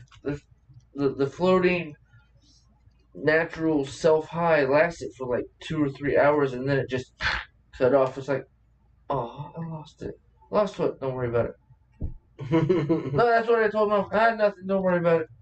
And just, screw it. Just keep going. Yeah. Then she would know, or she would just eventually figure it out. Nobody ever knew. I mean, I talked about it every once in a while. Like, hey, have you ever experienced a situation like this? No. Okay, I'm really an oddball, or I just figured out how to get myself to Happyville without even having to try. Yeah. And then I got a little bit older and started smoking pot with a few of my decent. Well, one of them was an actual friend. The rest were kind of assholes, but we smoked pot with them anyways because they had the pot. And I felt what high was, and I'm like, oh, I've been doing this without fucking drugs for myself for years. I don't need drugs. And once I figured out how to turn off the insomnia thing and just lay down and ow in 5 minutes or less, it's like, okay, I have full control over my body to do anything and everything. What the fuck do I need to be here for? Yeah. Why do I need to be in school? These idiots are teaching me shit that's not going to help me the rest of my life. What's the point? Fuck this shit, I'm out. That's what left me. That's what led me into my craziness and my crazy life. Oh, you're just trying to slow me down and stop me. Okay, bye. Yeah. I only wish they wouldn't have sent me Russell. It was more him than Mom. Wouldn't have sent me to Ohio. They should have sent me to North Carolina with Aunt Liz and Uncle Chuck, because with them, I'd rather get a decent job, start my life, and actually move forward, and I'd be in a different situation than I am now. Oh, I'd be somewhere else. I'd probably already had myself in as president once already. No, I'm going to go for 2 in a row. Why? 2 in a row, you can't go again. Y'all have fun. I'll be back in 6 months. Doing what? Promoting my my vice president for to become president. I did the same thing what we were talking about earlier. I'll be president for 8 years. Then you can be president. I'll be vice president. I'll take the second seat. I'll just sit there, relax. And remember that shit happened when I was sitting in that seat? I'm glad I got this seat now. This is gonna be a fun show. You know me. If I have to sit in the background, I'll just be like, I'm gonna watch the show. This is gonna be fun. Because I do that at the gym.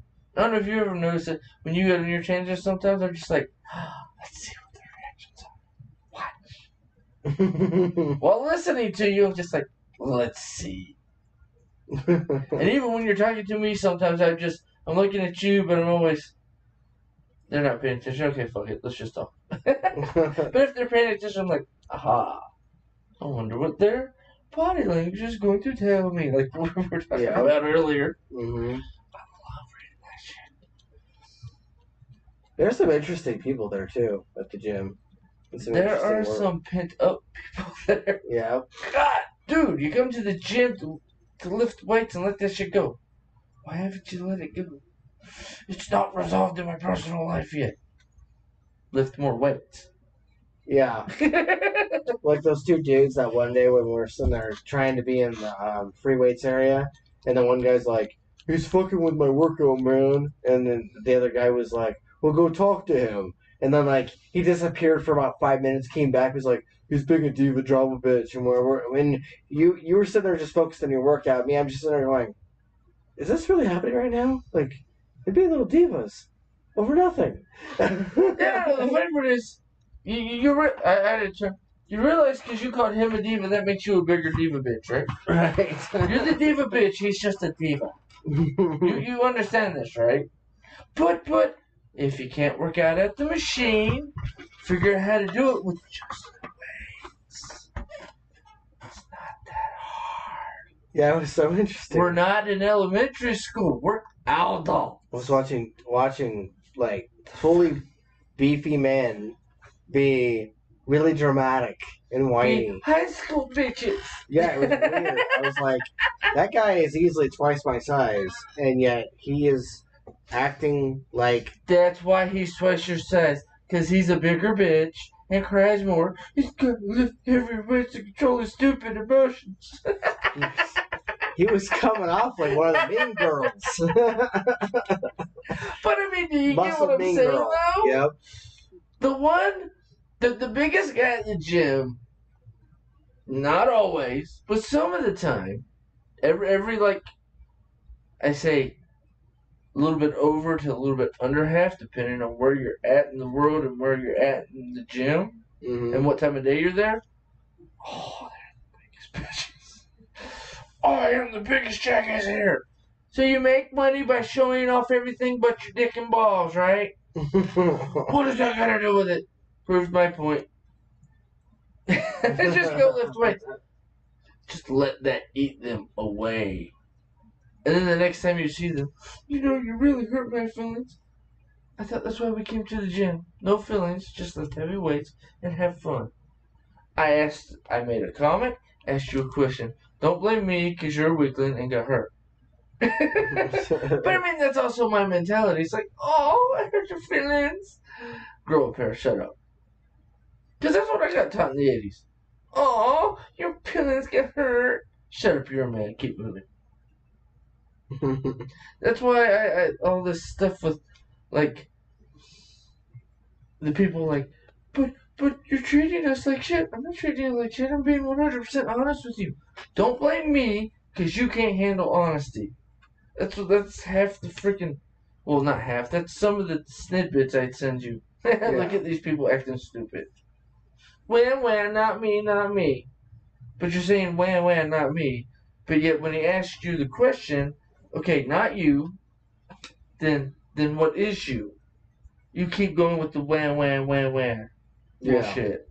Which for me is just, okay, I understand why you guys have a podcast, the Fresh and Fit thing, because clearly that gets used, because I even like it to just watch it just to watch somebody get, shut up.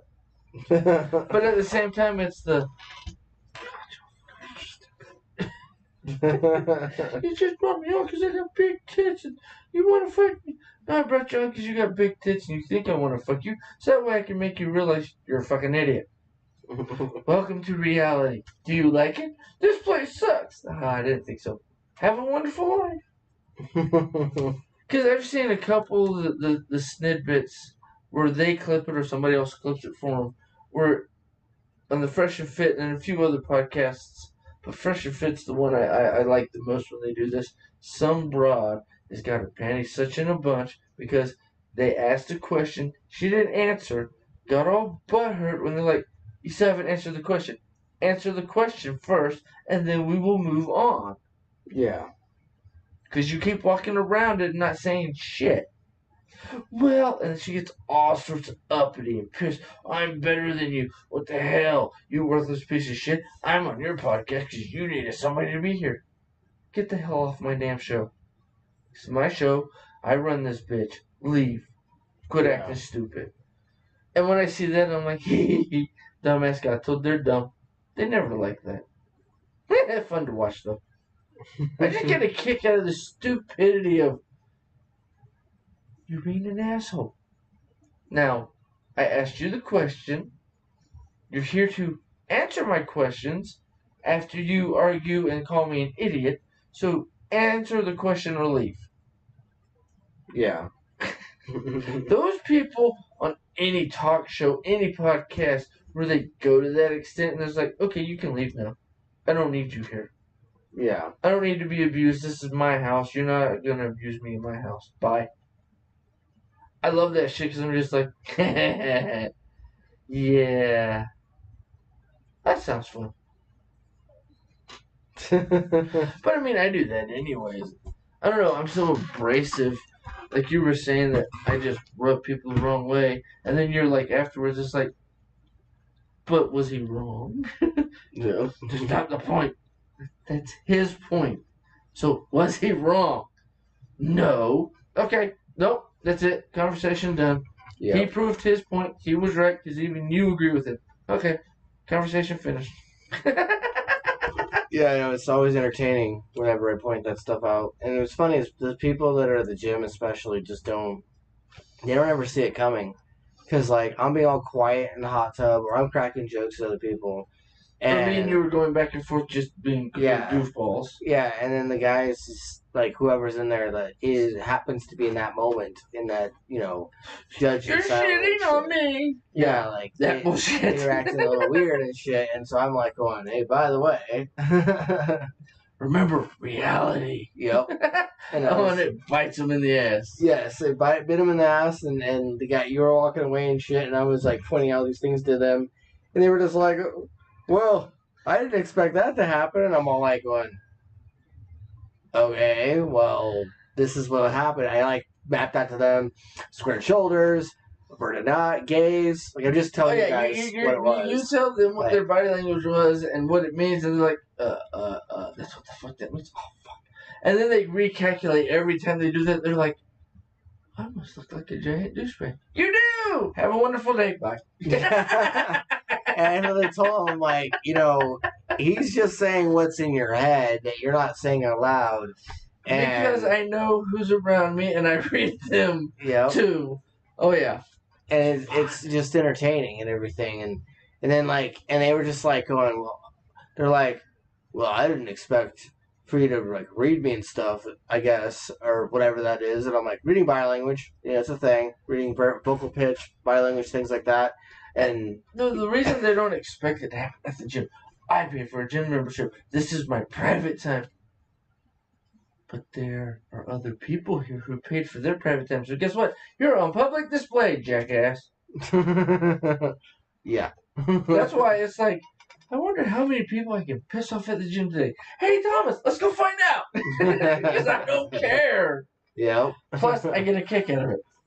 That's what makes me weird. And I like that you get a kick out of it. I just make certain people go, he makes me uncomfortable because he's too fucking honest.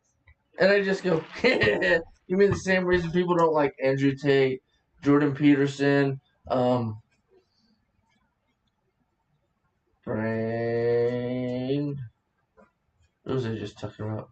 I actually like Jordan Peterson, by the way. I like him a lot. He's very logical and makes a lot of sound arguments, even if people don't like him. Brain for Joe Rogan. Like Joe Rogan, too. Because, I mean, these people, I mean, I know Andrew, his character with wearing the sunglasses and being overly dramatic. Yep. At certain times is on purpose. Not, like, I'd say 70 to 80% of it the overblown and being a jackass always wearing sunglasses is on purpose. Even though I make fun of it. No, you go ahead and make fun of it. I like I've said, I like watching the show. But I mean, that's why I know I piss off people. Yeah. But it's also like I've said to Mom, I've said to you, now I live rent free in their head. They will never forget me. I will always be on their mind. And when I pop up, when the next election is in this state for when we can put our names in for the next election because we missed this last one. Yep. They're like, I remember that jackass. He said exactly what I think every day. I'm voting for that motherfucker. I've already got 1 million votes already because I got enough votes also online. So if I ever run for president of the United States, which is the plan after running for governor of Utah, I've already got millions of people who've told me, just from my social media presence, I will vote for you. So yeah, no, I've as far as I'm concerned, it's already freaking mapped out. Yeah, I've heard quite a few people interested. So it's definitely going to be a thing that we're going to try and do in the future. Just so you guys know. But yeah, your kids got sick in January, so we couldn't do it this year. Yeah. Get my name in for governor this time. Yep, exactly. Yeah, it's funny and interesting because I like Joe Rogan, and I've liked him before it was popular to hate him. I liked him before, a lot of people like it. It's funny because one thing that Jordan Peterson is on point about is that people tend to switch their opinions based on social acceptance, based on popularity of what is popular to say or favorable to say about somebody, or and especially favorable for their gender to say too. A lot of times, yes, and also especially if the person is attractive, or if the person is person in question is attracted to said person who's saying that it's not cool to like this person, then their opinion will automatically be biased or reflect and mirror the person they're attracted to, or the person that is attractive.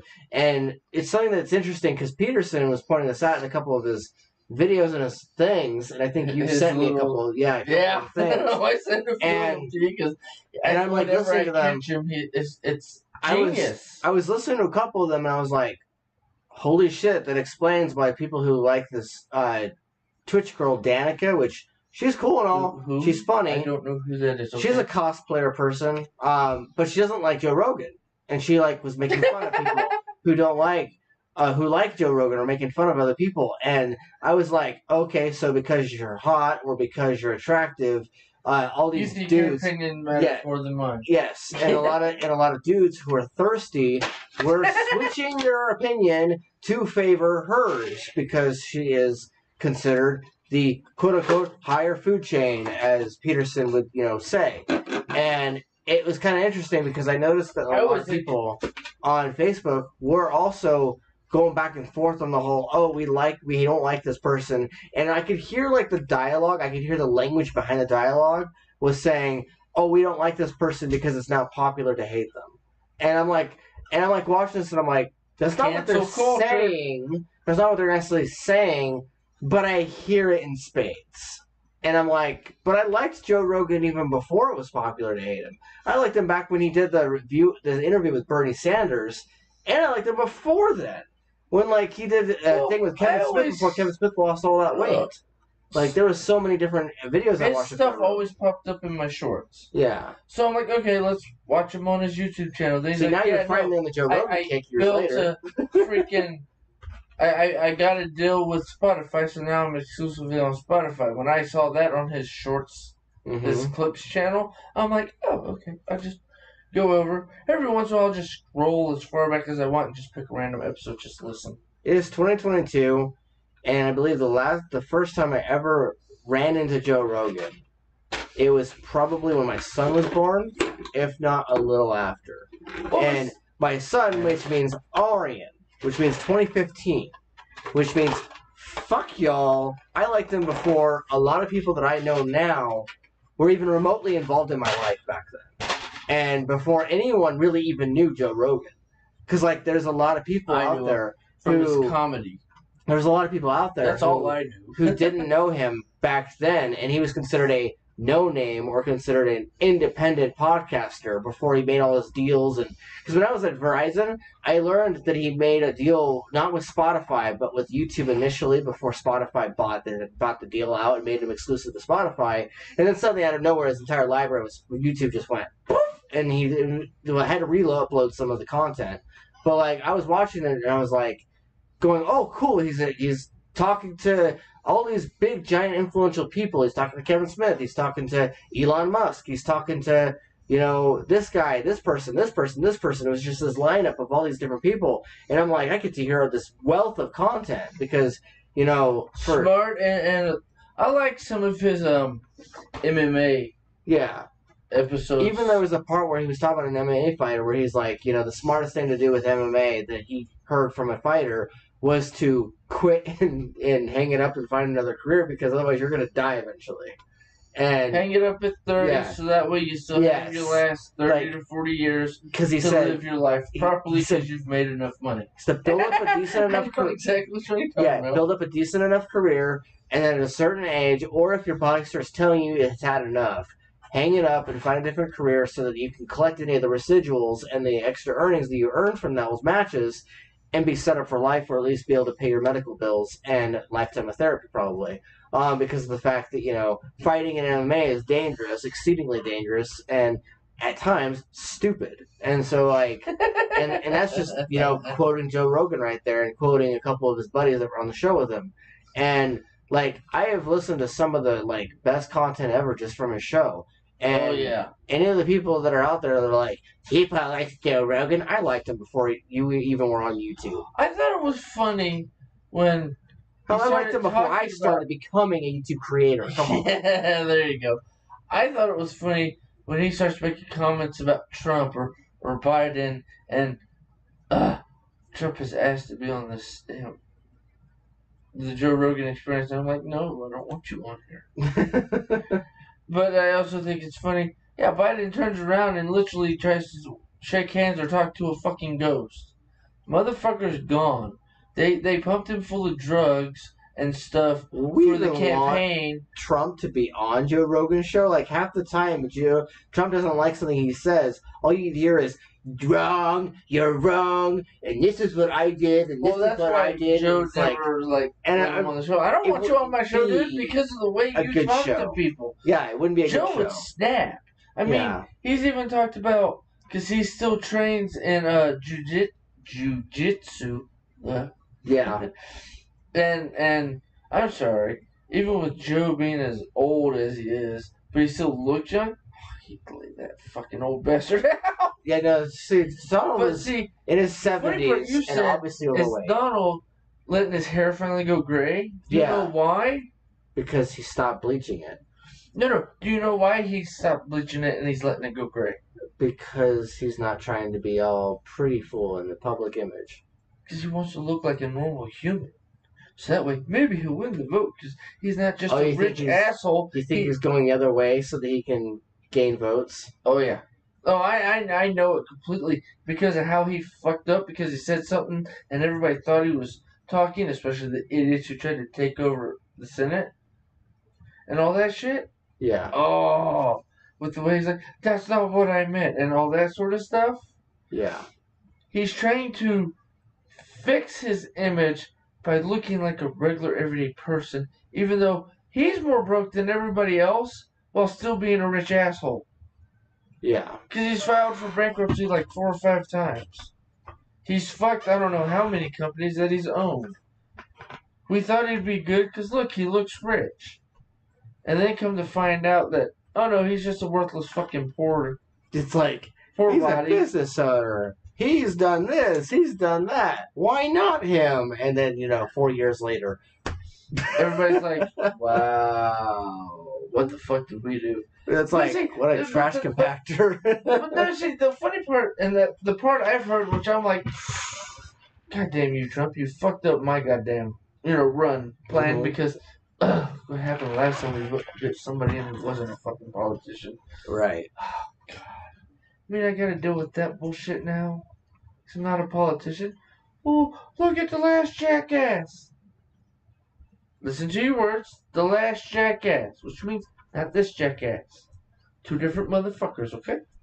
Yeah, it's like, okay, it's going to get to the point. But that, that's what'll happen. It's going to get to the point where it's either where the average person who doesn't know what to believe online and doesn't know, and doesn't know, like, whether or not what's up or what's down, what's their asshole or what's their mouth. They don't know the difference anymore because online's completely fucked up their brain and nerve endings.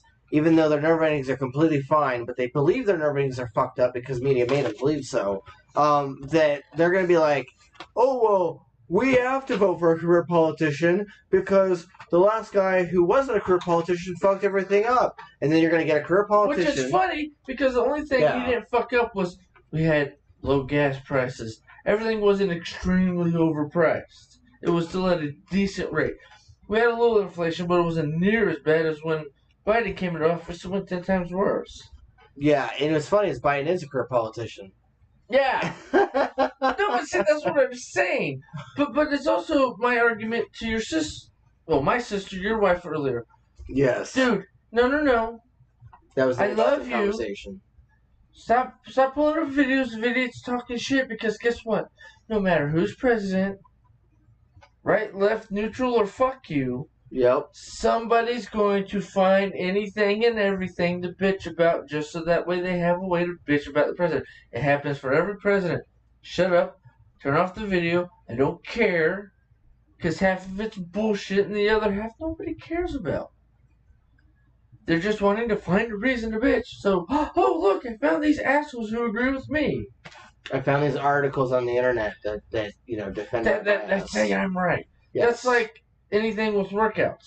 Half of the studies will say, don't do this, while the other half say, do it. You're never going to find 100% truth because you always have one person on either side of the fucking goddamn. Yes, people, when you're doing research, when you're doing any kind of research, and this is something I learned in business school, too. Because when I was in the research class in business school, and he was there for, like, part of it. He came in one day, saw me stewing over articles, and was like, just go to Fox or go to CNN or something, or go pull out some bullshit website like that. And I'm like, not allowed. And he's like, what is allowed? And I'm like, nothing you're going to suggest is allowed. And he's like, what do you mean? I'm like, .gov. That's one of the allows. He's like, well, that's bullshit. And I'm like, that's my research class. They don't want any bias. None whatsoever. No .com, no .org, no anything that even remotely suggests bias. .orgs are biased by whoever the fuck's in office and running the game. Yeah, it could only be .gov, and even then, we had a big long conversation about how even that's more biased than the fucking news. Because .gov is written by a government official or someone that's in government, but that's what the class would allow, is something that is non-biased or that was interpreted as not having a biased slant.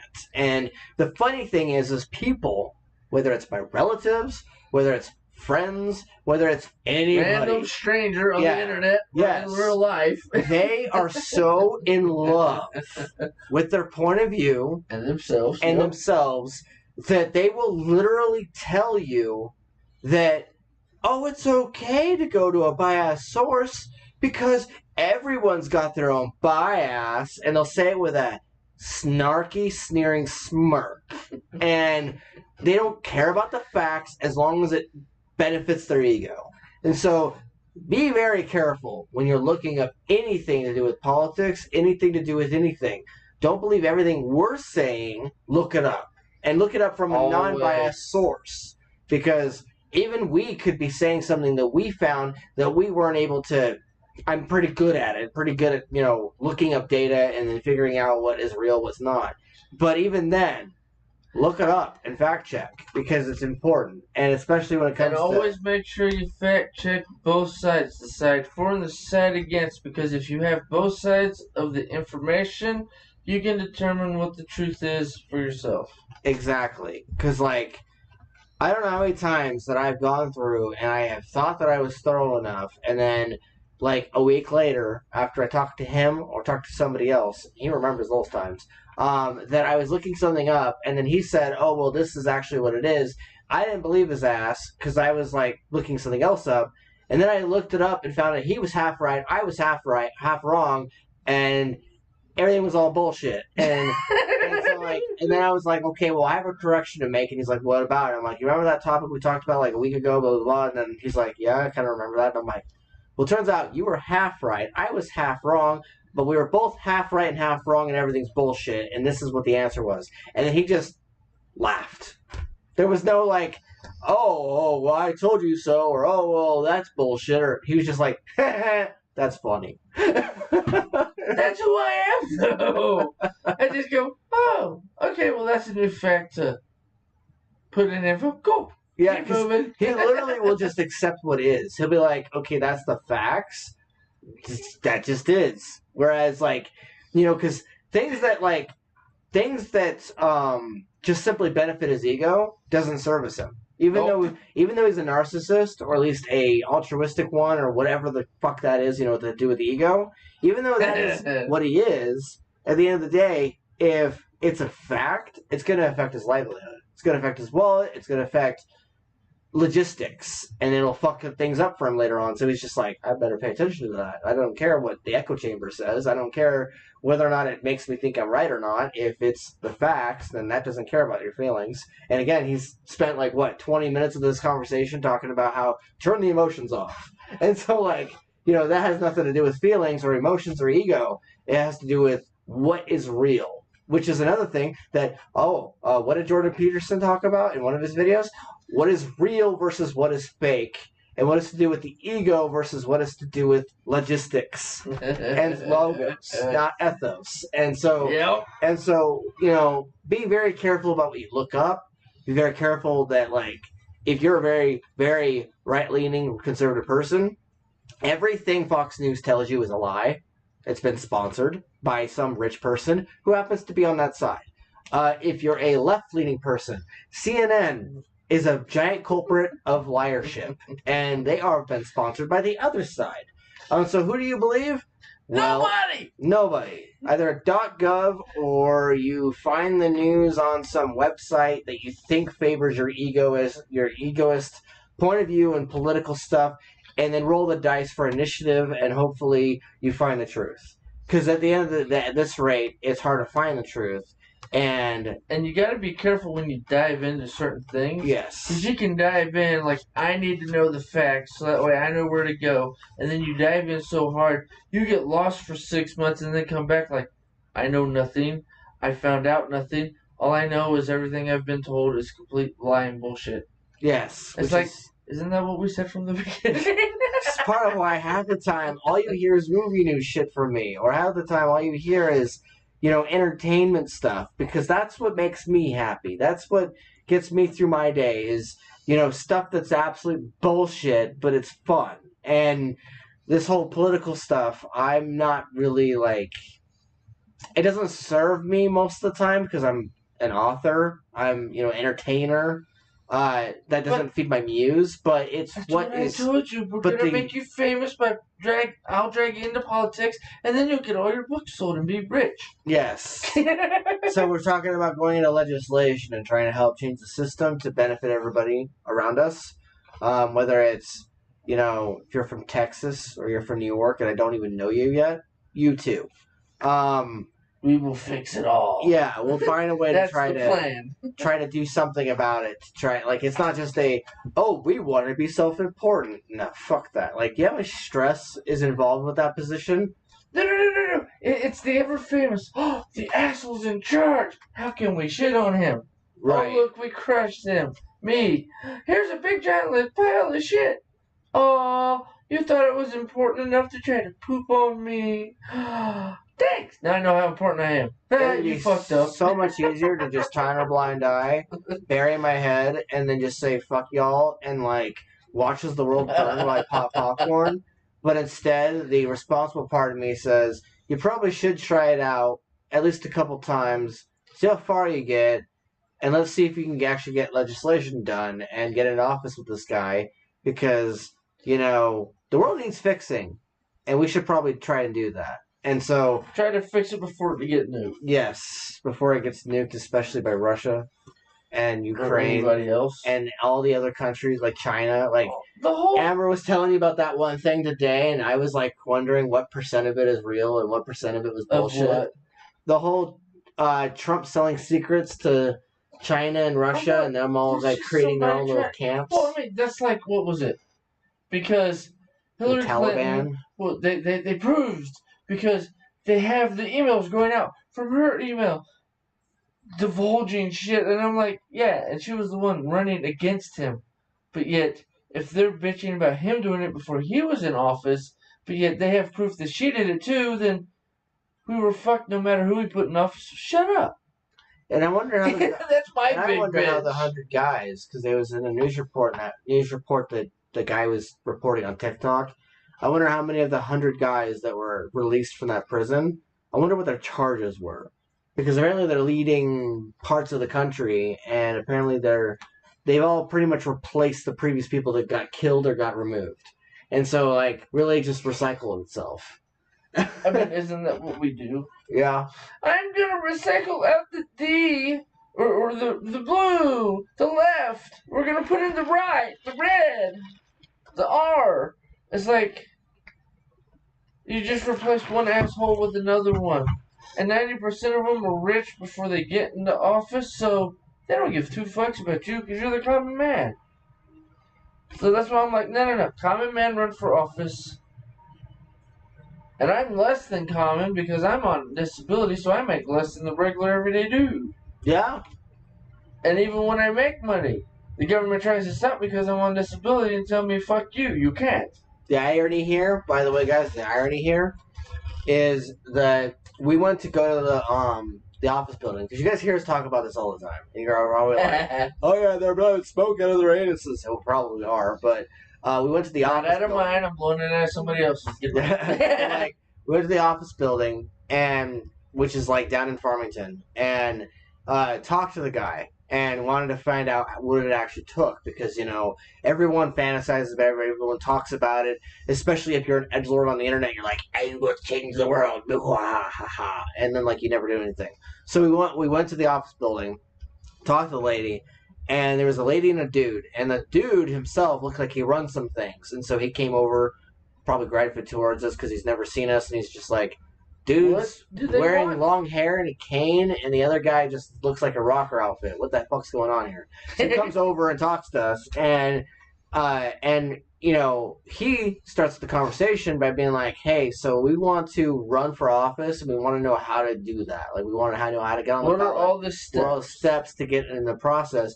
And the guy literally deadass is just like, well, you'll have to come in through the time when we all meet for City Hall, because it starts at the local level. And then what you need to do in order to get a ticket together is that you're going to have to get endorsement from a political party. And then from there, you have to find some funding that can help make people believe that you're viable. And I'm like, whole time I'm soaking this information, I'm like, so we have to have money to convince people we are legit, and while being broke.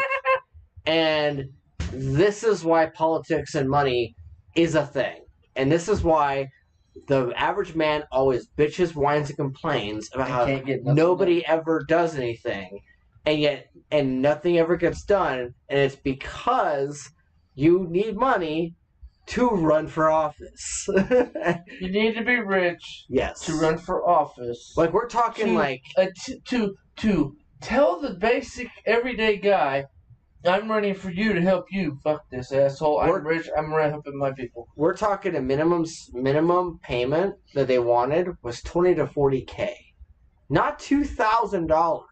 20 to 30, yeah. Not $2,000. $2,000 would have been like, oh yeah, flyers, picket things like that. Simple shit. We're talking $20,000 to $40,000 to not only try to get an endorsement from a political party, but get the advertising needed and to spread them out. Just to get our name on the ballot. And to get our name on the ballot. It would have taken a yearly salary. And my yearly salary with Verizon was around that much. It was like around $41,000, $42,000. And I was like, yeah, I only get $12,000 a year. Yeah, I was like, I got to pay rent, right? I'm an average everyday guy, right? And the guy was like, I understand that, but you'll have to figure out how to get that work in order to get what you want done. And then I made the comment about filling out the waiver for income because our incomes aren't big enough to pay their fee. Yes. And he said, well, you can fill that out. Don't know if that'll help, but you can try. Yeah. So, in the coming months, we will be trying to put together a program of sorts to try to raise the funds. And be trying to get an endorsement of some kind without 40K, because just in case we don't have 40K to throw around, we're still going to try to do it. We're still going to try to be lunatics and do it. I'll fill out all the paperwork they want me to prove I'm a poor jackass. So yes. They want more paperwork? All jokes aside, if you were truly wondering what it takes for us to get these things done, that's the building blocks. It's excessive. Logistics are heavy. But we don't want to sit there and just simply watch the world burn. We want to try and stoke the fires, try to guide it in a good direction before it burns our hands off first. So we want to try and actually help things out. But in order to get there, we need help. So we'll be setting things up. We'll be laying the building blocks. We'll still entertain the shit out of you guys with reviews and talking points about entertainment. Randomness. Yes. But we're going to try and set some things up. I'm going to spread the word. He's going to spread the word. We've already been doing that for a while, but we're going to keep doing it because it's kind of like when you're making a movie in Hollywood. In order to get the $7 million required to make a low budget movie, we're not talking like $200 million Avengers movie where everyone's having a party. We're talking $7 million. You barely even hit a theater. You may get a roadshow tour, but your budget is super dirt low. Like the actors are barely getting paid. In order to do that, you've got to constantly be dropping the word of the movie in a chat, or constantly be annoying every fucking person out there because they're like, "You won't fucking shut up about this," and it's like, "Yeah, but you remember, didn't you?" Well, yeah, longevity. And so it's like people have to know that you're doing it because otherwise, later on when we start actually talking about it, if like someone's like, "Well, that never worked out. Why did you guys overrun?" And it's like, well, nobody fucking Here's why. Nobody showed up to support. It's like, well, why not? Well, they didn't know we were running. And people are like, "Well, I didn't know you guys were running, man." And it's like, I've been talking about it since the last election that we were going to attempt with this election, but that went to shit, and I even said that straight out. Oh, but remember what the guy told us? Technically, we're not allowed to say we're running till the year before the election. Yes. Yeah, no, which would have been not until this year coming up in January, we wouldn't have been able to tell anybody anyways. And since we didn't get our names on it, we can talk about it, so kiss my grits. Yeah, so this face that you saw me making where I was all like, that was my sarcastic face response to anybody out there who would have been like, "Well, they didn't run before. We didn't ever hear about it." You know how many fucking times this guy has talked about it on the podcast? He spent like 30 fucking minutes on the podcast talking about the thing and talking and getting, trying to keep that thing going. Because it's kind of like when Kevin Smith talks about Clerks. You're sick of him talking about it. You're sick of hearing about it. But yet he's the Clerks guy because he never shuts up about it. And then he gets And when a new one comes out, he talks about it in excess. And then what do? You go watch it. Why? Because you know it's there. Yes. And the studio, Lionsgate, funds the fucking movie. Because they know for a fact that the people showed up to buy Jane Silent Bob. By the way, that's how Clerks 3 got made. Was Lionsgate said, You guys sold enough Blu-rays and DVDs of this Jay and Silent Bob bullshit. Do you have any more of that Jay and Silent Bob bullshit? And Kevin said, I literally have all the Jay and Silent Bob bullshit. And so they said, okay, well, when I make this movie, we also want this movie too. And it's because he just kept going and kept going and kept going and kept annoying everybody. Yeah, he said he's got the whole idea for Jay and Silent Bob up to 10 movies. Yeah, it was Jay and Silent Bob. At one point, he said that on a podcast. I remember that. Yeah, he did. He did say he could make up to 10 of them. He's also wanting to do a second Red State. He's wanting to do a second Tusk called Tusks with instead of it being an S, it's a $, and it's in reference to Aliens when James Cameron put on the thing when they were like he's like Alien, and then the studio execs were like, oh, and he put Aliens with a $, and they're like, huh? Anyway, and he put a $, to say aliens as an asshole, like you're all assholes, and they're like, oh, let's do it. And so Tusk has kind of named that in response to that, but like basically, He's making a second Tusks, making second Mallrats, making a bunch of fucking sequels. He has up to like his 20th film, and then he said that because to be safe, that's where his initial goal is, but then his stretch goal is that he wants to make another James and Bob movie 10 years from now when Harley Quinn is, more grown up, and Logan, Jay's daughter, is 17, so that way, like, when Harley Quinn is 27, Logan will be 17, which means that Harley Quinn will play Jay's daughter as an older lady, and then Logan will play Harley Quinn's daughter in the movie, and Jay will be his real life daughter's grandfather in the movie. And it's going to be super interesting. How that shit works. Yeah, like the way that the age thing worked in real life caused him to write it. Think about it this way: every Power Ranger from the original was like 20-something, like the mid. Like, I think the youngest one was 21 to like 25, 26. Yeah. From the very beginning. And they're playing high school kids. Yeah, when you play somebody on camera, guess what? They're actually at least 5 to 10 years older than who you're pretending to be. Yep. That's like when the youngest kid came in on, I think it was Turbo. Yeah. He was supposed to be like 12 or 13, and he was like 17, 18. Yes. So I think that shit's hilarious. So just so you guys know, we will be having special podcasts. We'll have the entertainment stuff, we'll have the reviews, and then us just talking about random bullshit and whatever.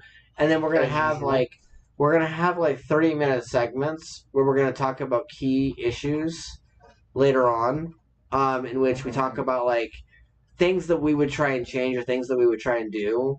And what I want to try and do as a challenge is I want to create a little game where each of us take a turn on saying what we would do and how we would do it, so that we could tell you guys essentially how that policy would work, or at least the Etch-a-Sketch game plan of how we would do it if we were given the keys to the kingdom and we didn't have to deal with the arguments or anything like that, or the bullshit in Congress, like how we would handle it. And then the alternative, the extra points, would be if we did get pushed back by Congress, how would we make adjustments to meet the demands of pushback and still pass it democratically?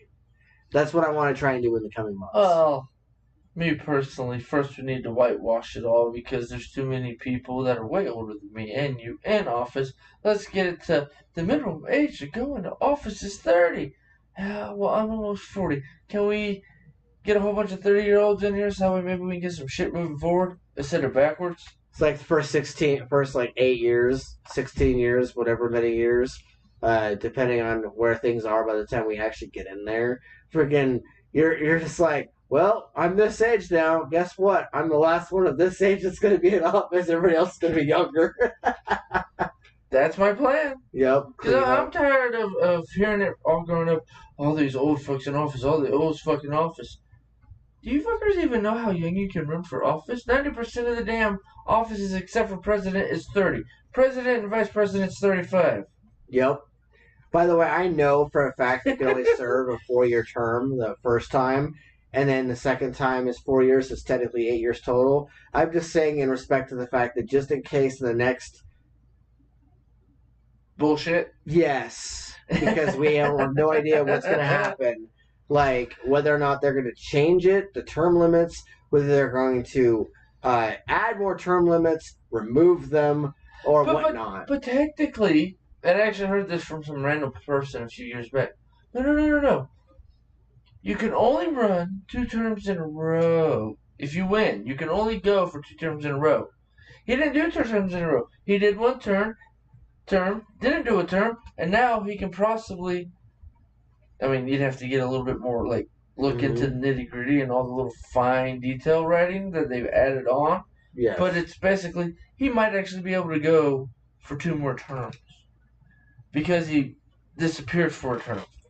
What's funny is... And no offense, that's what I think original Bush should have done, not the other dumbass that took us back to Iraq. What's funny is, and maybe if someone ends up watching this, I'll suggest it to him, and then we're fucked. But he already knows. Trust me, he's got enough young people on his budget with his daughter and his son and any other idiot that he's either bribed or sued or completely fucked over where they are now his servants. He already knows. Plus, it's out there on the internet. I heard it on a podcast. Are you talking about the whole thing where, like, let's say he grabbed Mike Pence again and then they flipped? Anything, like I was talking about with you, anything's possible. You just got to know how to do it. Yeah. And the stupidity of them not doing it, like with Clinton, he ran, he screwed an intern, and then his vice ran, but yet he didn't back his vice. Yeah. That's why the fucker didn't get in office. That's why the other idiot won. If he'd have backed him or went in as vice president, because you're only allowed to be president for 2 terms. That doesn't mean I can't be vice president after I've been president. Yeah. That's also like, I was governor. That doesn't mean I can't come back as lieutenant governor. See, everybody forgets. In certain states and certain places, there are rules for certain offices. But guess what?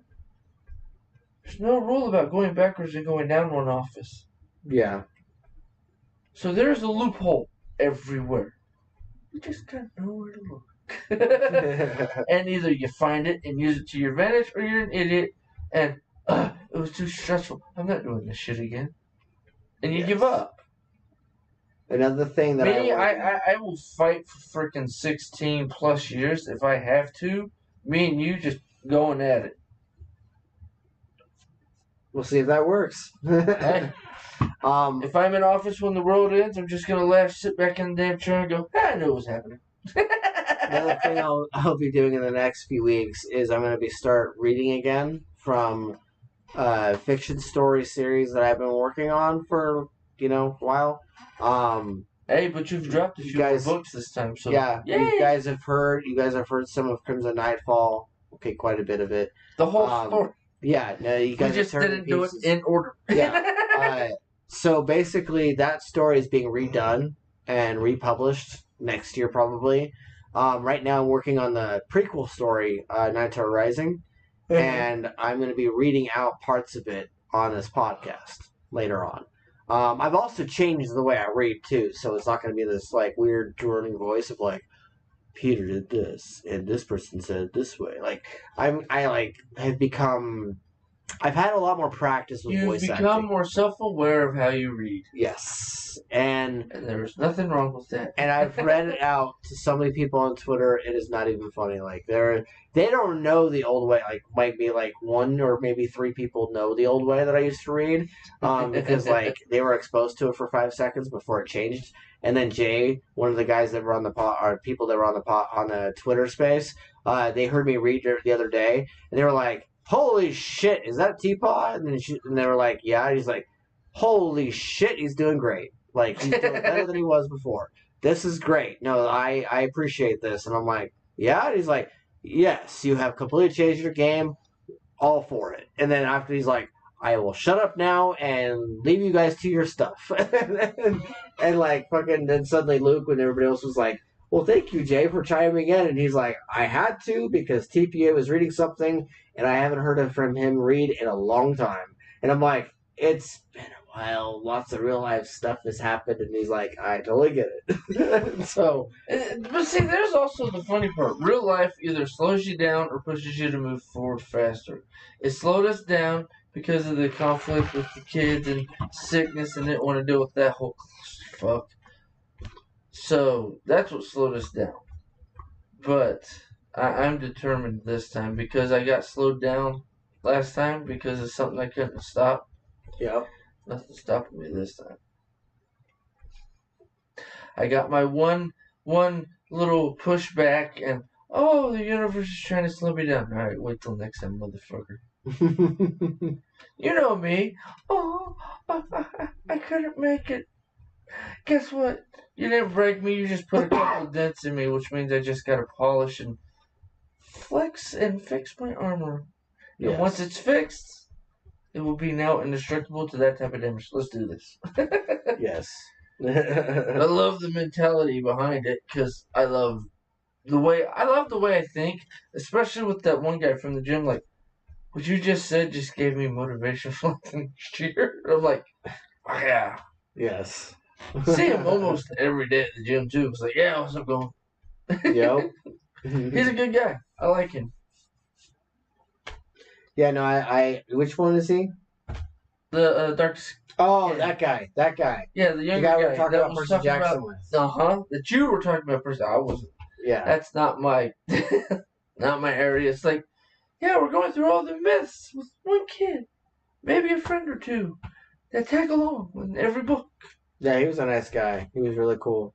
Like, Yeah. he even didn't like the Annabeth casting. Like, he didn't like the whole.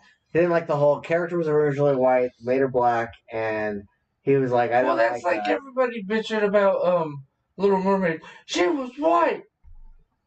Now she's black. Do we really fucking give a shit? It's funny because No. That's my point of view. Yeah, he brought up the fact that he's all like, you know, as a colored person, it is actually rather offensive that Uncle Rick and like a lot of the studio execs felt the need to make this character quote unquote black to represent me or represent others that are, you know, colored when the original character is blonde.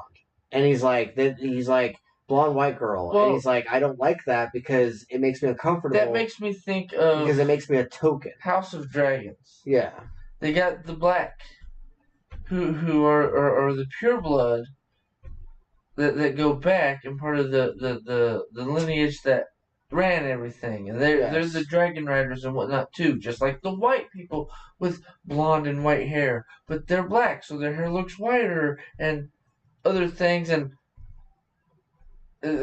some of the people I've watched reviews and are like, where did all the black people go with the Game of Thrones? If this is the prequel, what happened to all the blacks? Yeah. You never see them in the Game of Thrones, and I'm like, this is fun. Well, just Targaryens like were also very much inbreeding. Well, it's also like the Rings. No, it wasn't Game of Thrones, but I mean, they were talking about how they've added in more than what there was, but also the thing of Rings of Power, Black Elves. Yeah, that was never in the original series. When did that happen? Who killed them all off? Why don't we have Black Elves in the Lord of the Rings? That does bring up an interesting point that like Hobbit. Mass extinction happened. Yeah. But I mean, that's also what they went over in the Rings of Power, because nobody believes with the mithril and half bullshit, the other half no. This is actually will help. Yeah, and then you find out who Sauron is. Did you actually get to the end of that? No, I have not yet. You need to see who Sauron is, because no offense, you could have passed for him. Just watch it. You'll enjoy when you find out who it is. Isn't it the Halberd or Hal? Something guy. Yep. Yeah, It's the king who's not really a king. Yeah, I saw that coming a mile away. Okay. I mean, I thought it was obvious because it's like, because he even admits, no, I took this off a dead guy. Yeah. And she's thinking he's just trying to say something to push away his duty. But he's like, but I'm not the bad guy. I'm actually trying to be the king. But in a good way, to help everybody, so we can all be equals. And it's like, but you're like the spawn of all evil. Right. That's quite literally one of the last scenes with those two, the elf and him. Yeah. When she figures out who he is. Because he's literally helping the people who make the 3 elf rings. Yes. He's telling them and showing them how to do it. So it goes back to the original in The Hobbit.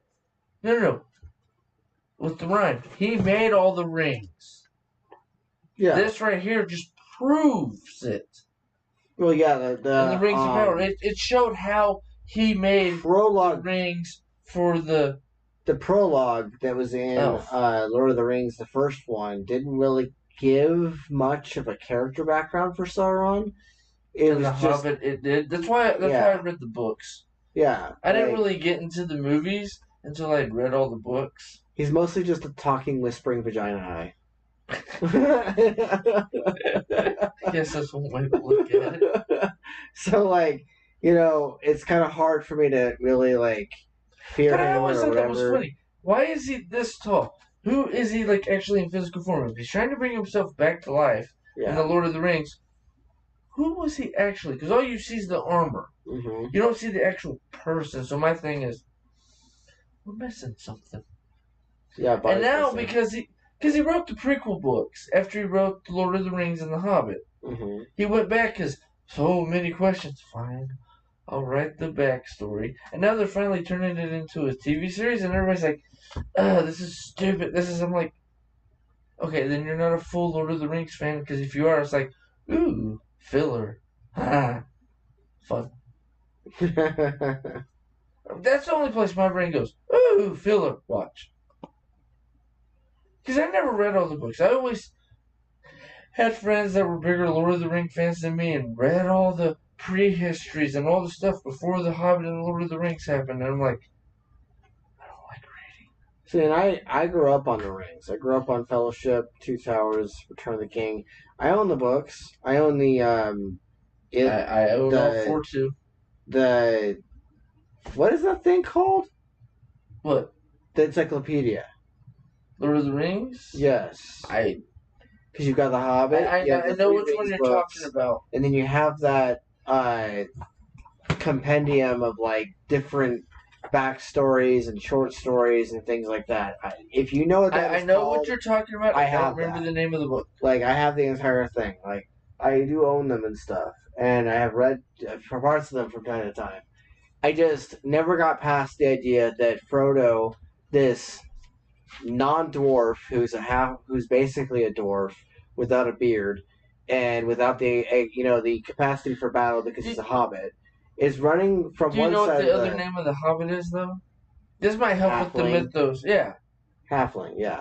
Like, he's running from one end of the fucking world to this other part of the world so that he can go and take a magic piece of jewelry, to a fire pit and throw it in there. And there's an entire giant vagina eye in the sky that's talking, whispering sweet nothings to his ear. And he has to wear the ring. And, like, over half the characters get corrupted, but yet he never does until, like, last minute at the very end. And, like, and I'm just, like, watching this and I'm like, okay. The one person who never gets corrupted is Sam. Yeah. He's the most pure of them all. Yeah, he literally, like, but because Frodo was Bilbo's heir, is the only reason Frodo was the one who was... I may not be able to carry the ring, Master Frodo, but I can carry you! But, I mean, it's that sort of stuff. It's like, Frodo just got fucked because he was Bilbo's heir. Yeah. He was Bilbo's grandson? Nephew. Oh, okay. He was his nephew that he took as his heir. Yeah.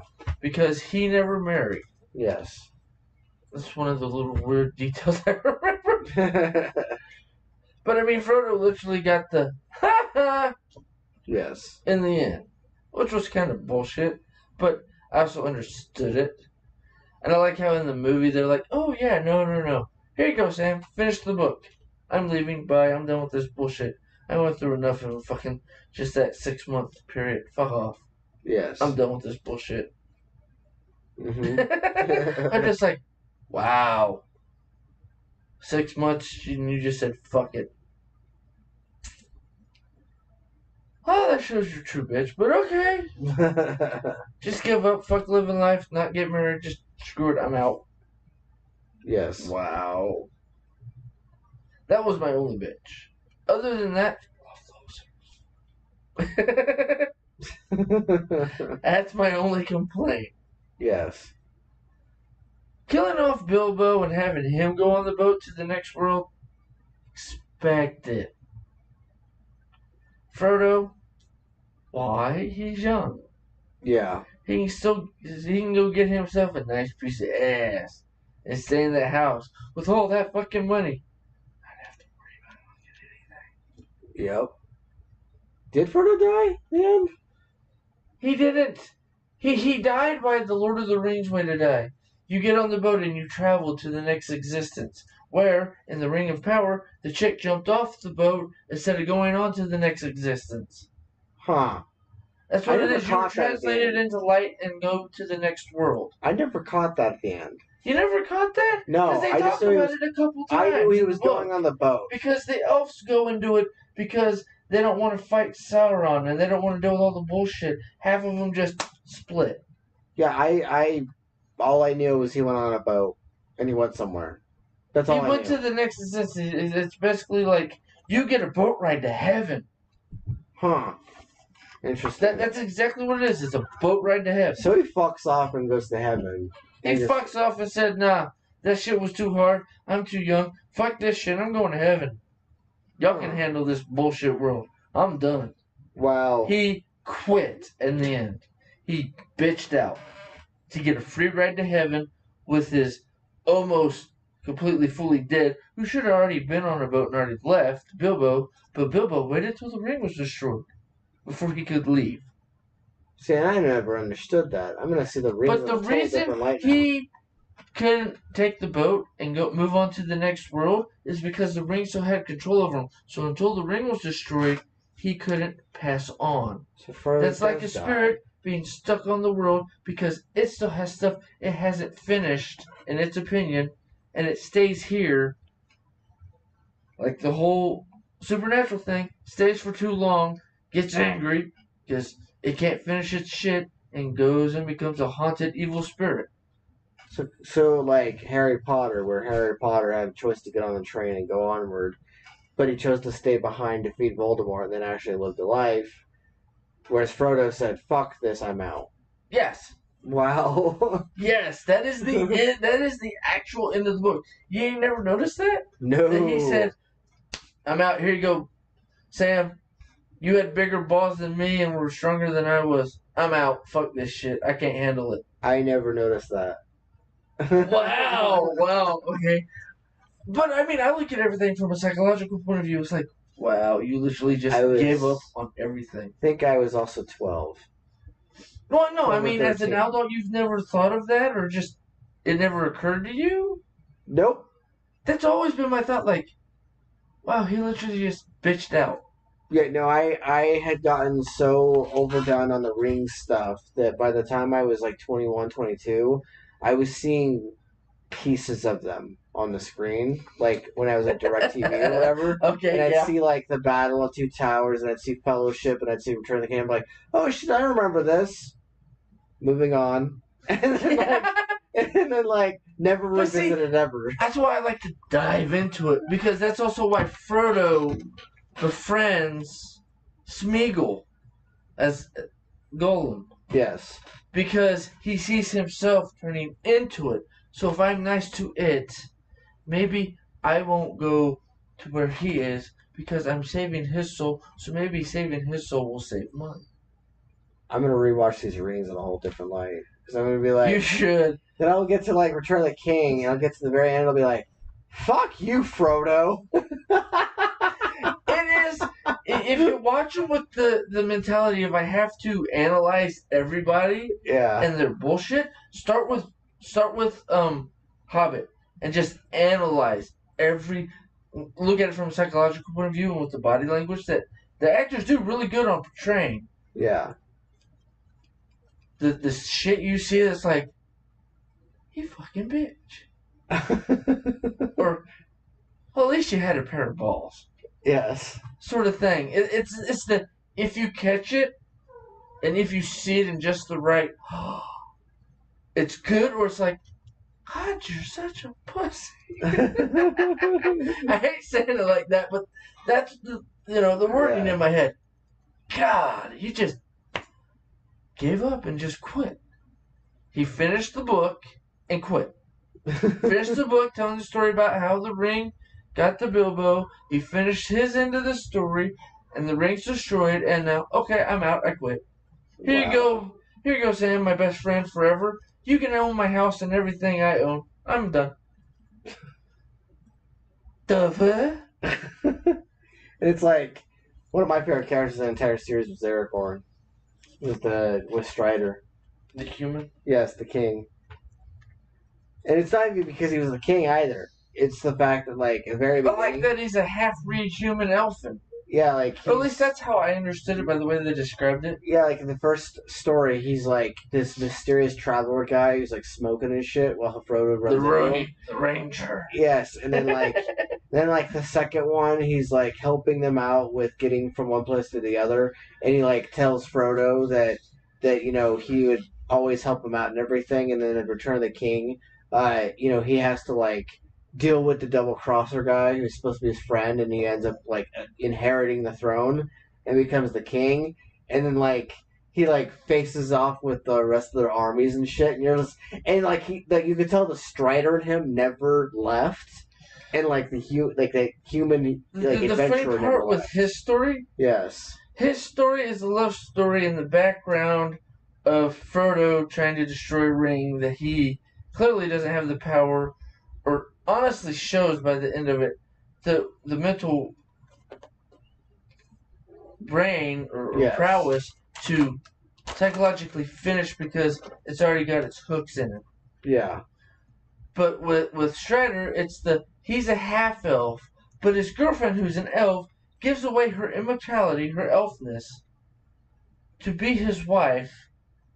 And instead of them making 3/4 elves, she literally gave away her immortality because he won't live forever, but she will, compared to him, even though he lives way longer than a regular human. Yeah. But he'll die off before she does, and she'll live before she starts looking old, raising her kids and possibly grandkids. Like, I don't remember that. I don't remember it's in the movie, it's not in the book.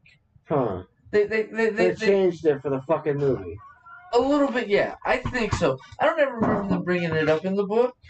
Yeah. She gave away her immortality, essentially, for him. Well, Smeagol narrates the book series, so maybe I'll get the rest of the book series and listen to Smeagol tell the story.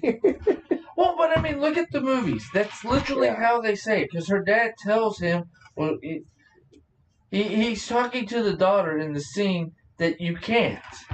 Yeah. You're supposed to move on to the next world. We're done in this world because this world is now man's world. Here's hoping they don't fuck it up. We need to leave. Yeah. But I love him. I'm going to stay. No, I want something better for you. You're my daughter. Yeah.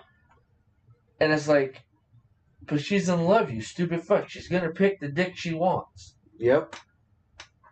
And he tells him, the father tells the future son-in-law that she gave up everything for you, you stupid fuck. Don't fuck up. Don't make her regret this. Fucking asshole. Yeah. I mean, that's what I see by the way, the body language and what he says, and I'm like, she gave away her immortality for you. Motherfucker, you better win or I'm coming after your ass next. Yep. That was my whole thought process, what I was seeing. Was it like Tyler, the main actress person in the third Greens movie, or am I remembering this wrong? Who? Liv Tyler. I don't remember the actress's name. Like, she played the elf chick in the Return of the King. So I'm pretty sure it was Liv Tyler that plays one of the characters. I'm remembering Liv Tyler with elf ears.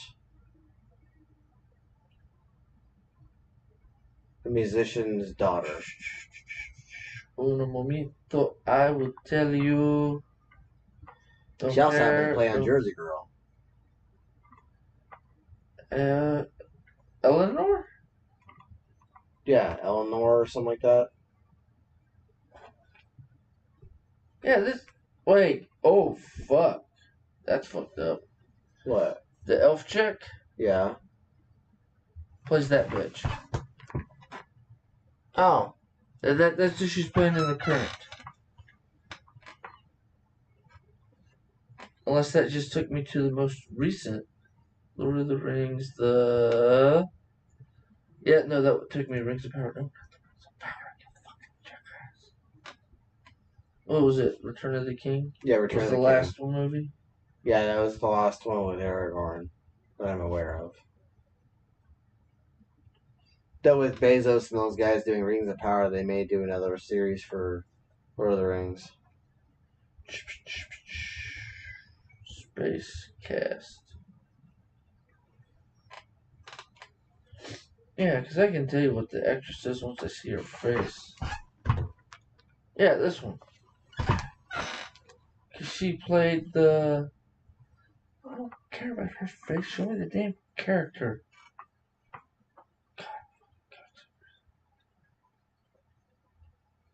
Yeah. Yeah, Lifetime. Yeah, Arwen. She played Arwen. Yeah. I remember that character. I think that's the one you're talking about. Yeah. She was in love with the guy who was playing the king. Yeah, Arwen. Yeah. Because she came and saved Frodo with her horse in the water and stopped the... Even though they had already stabbed Frodo, stopped the dead kings. Yes. The human kings. Yeah. She gave up her immortality, or gave up some of it, so that way she could live until he died, so that way they could live together and grow old together and have kids. She literally gave up her immortality to become as close to human from somebody who was once an elf, as close as they can become when they give up their immortality to breed with humans. I'll have to rewatch the trilogy series, and then I'll have to that's the way I understood it by what the dad said in the script for the movie. I don't remember exactly in the book. I'd have to re-listen to it, because reading gives me a headache. Yes. And puts me to sleep. But it is what it is. Yeah. Which we've also been broadcasting for 2.5 hours, by the way. Oh, yeah, no, I know. It's 1 o'clock. I was going to say, let's wrap it up. All right. So, we've been talking for a while. We've talked about numerous things. We've talked about Andor. We've talked about some political stuff. We've talked about social life stuff. We've talked about now Rings stuff. We'll be revisiting Rings and Andor later on. Figuring out other stuff to talk to. But anyway, I hope you guys have had fun with our broadcast. I hope you've had a good time this evening. I am TPAW. I'm Karnage. And have a week. Don't kill anybody. Yep.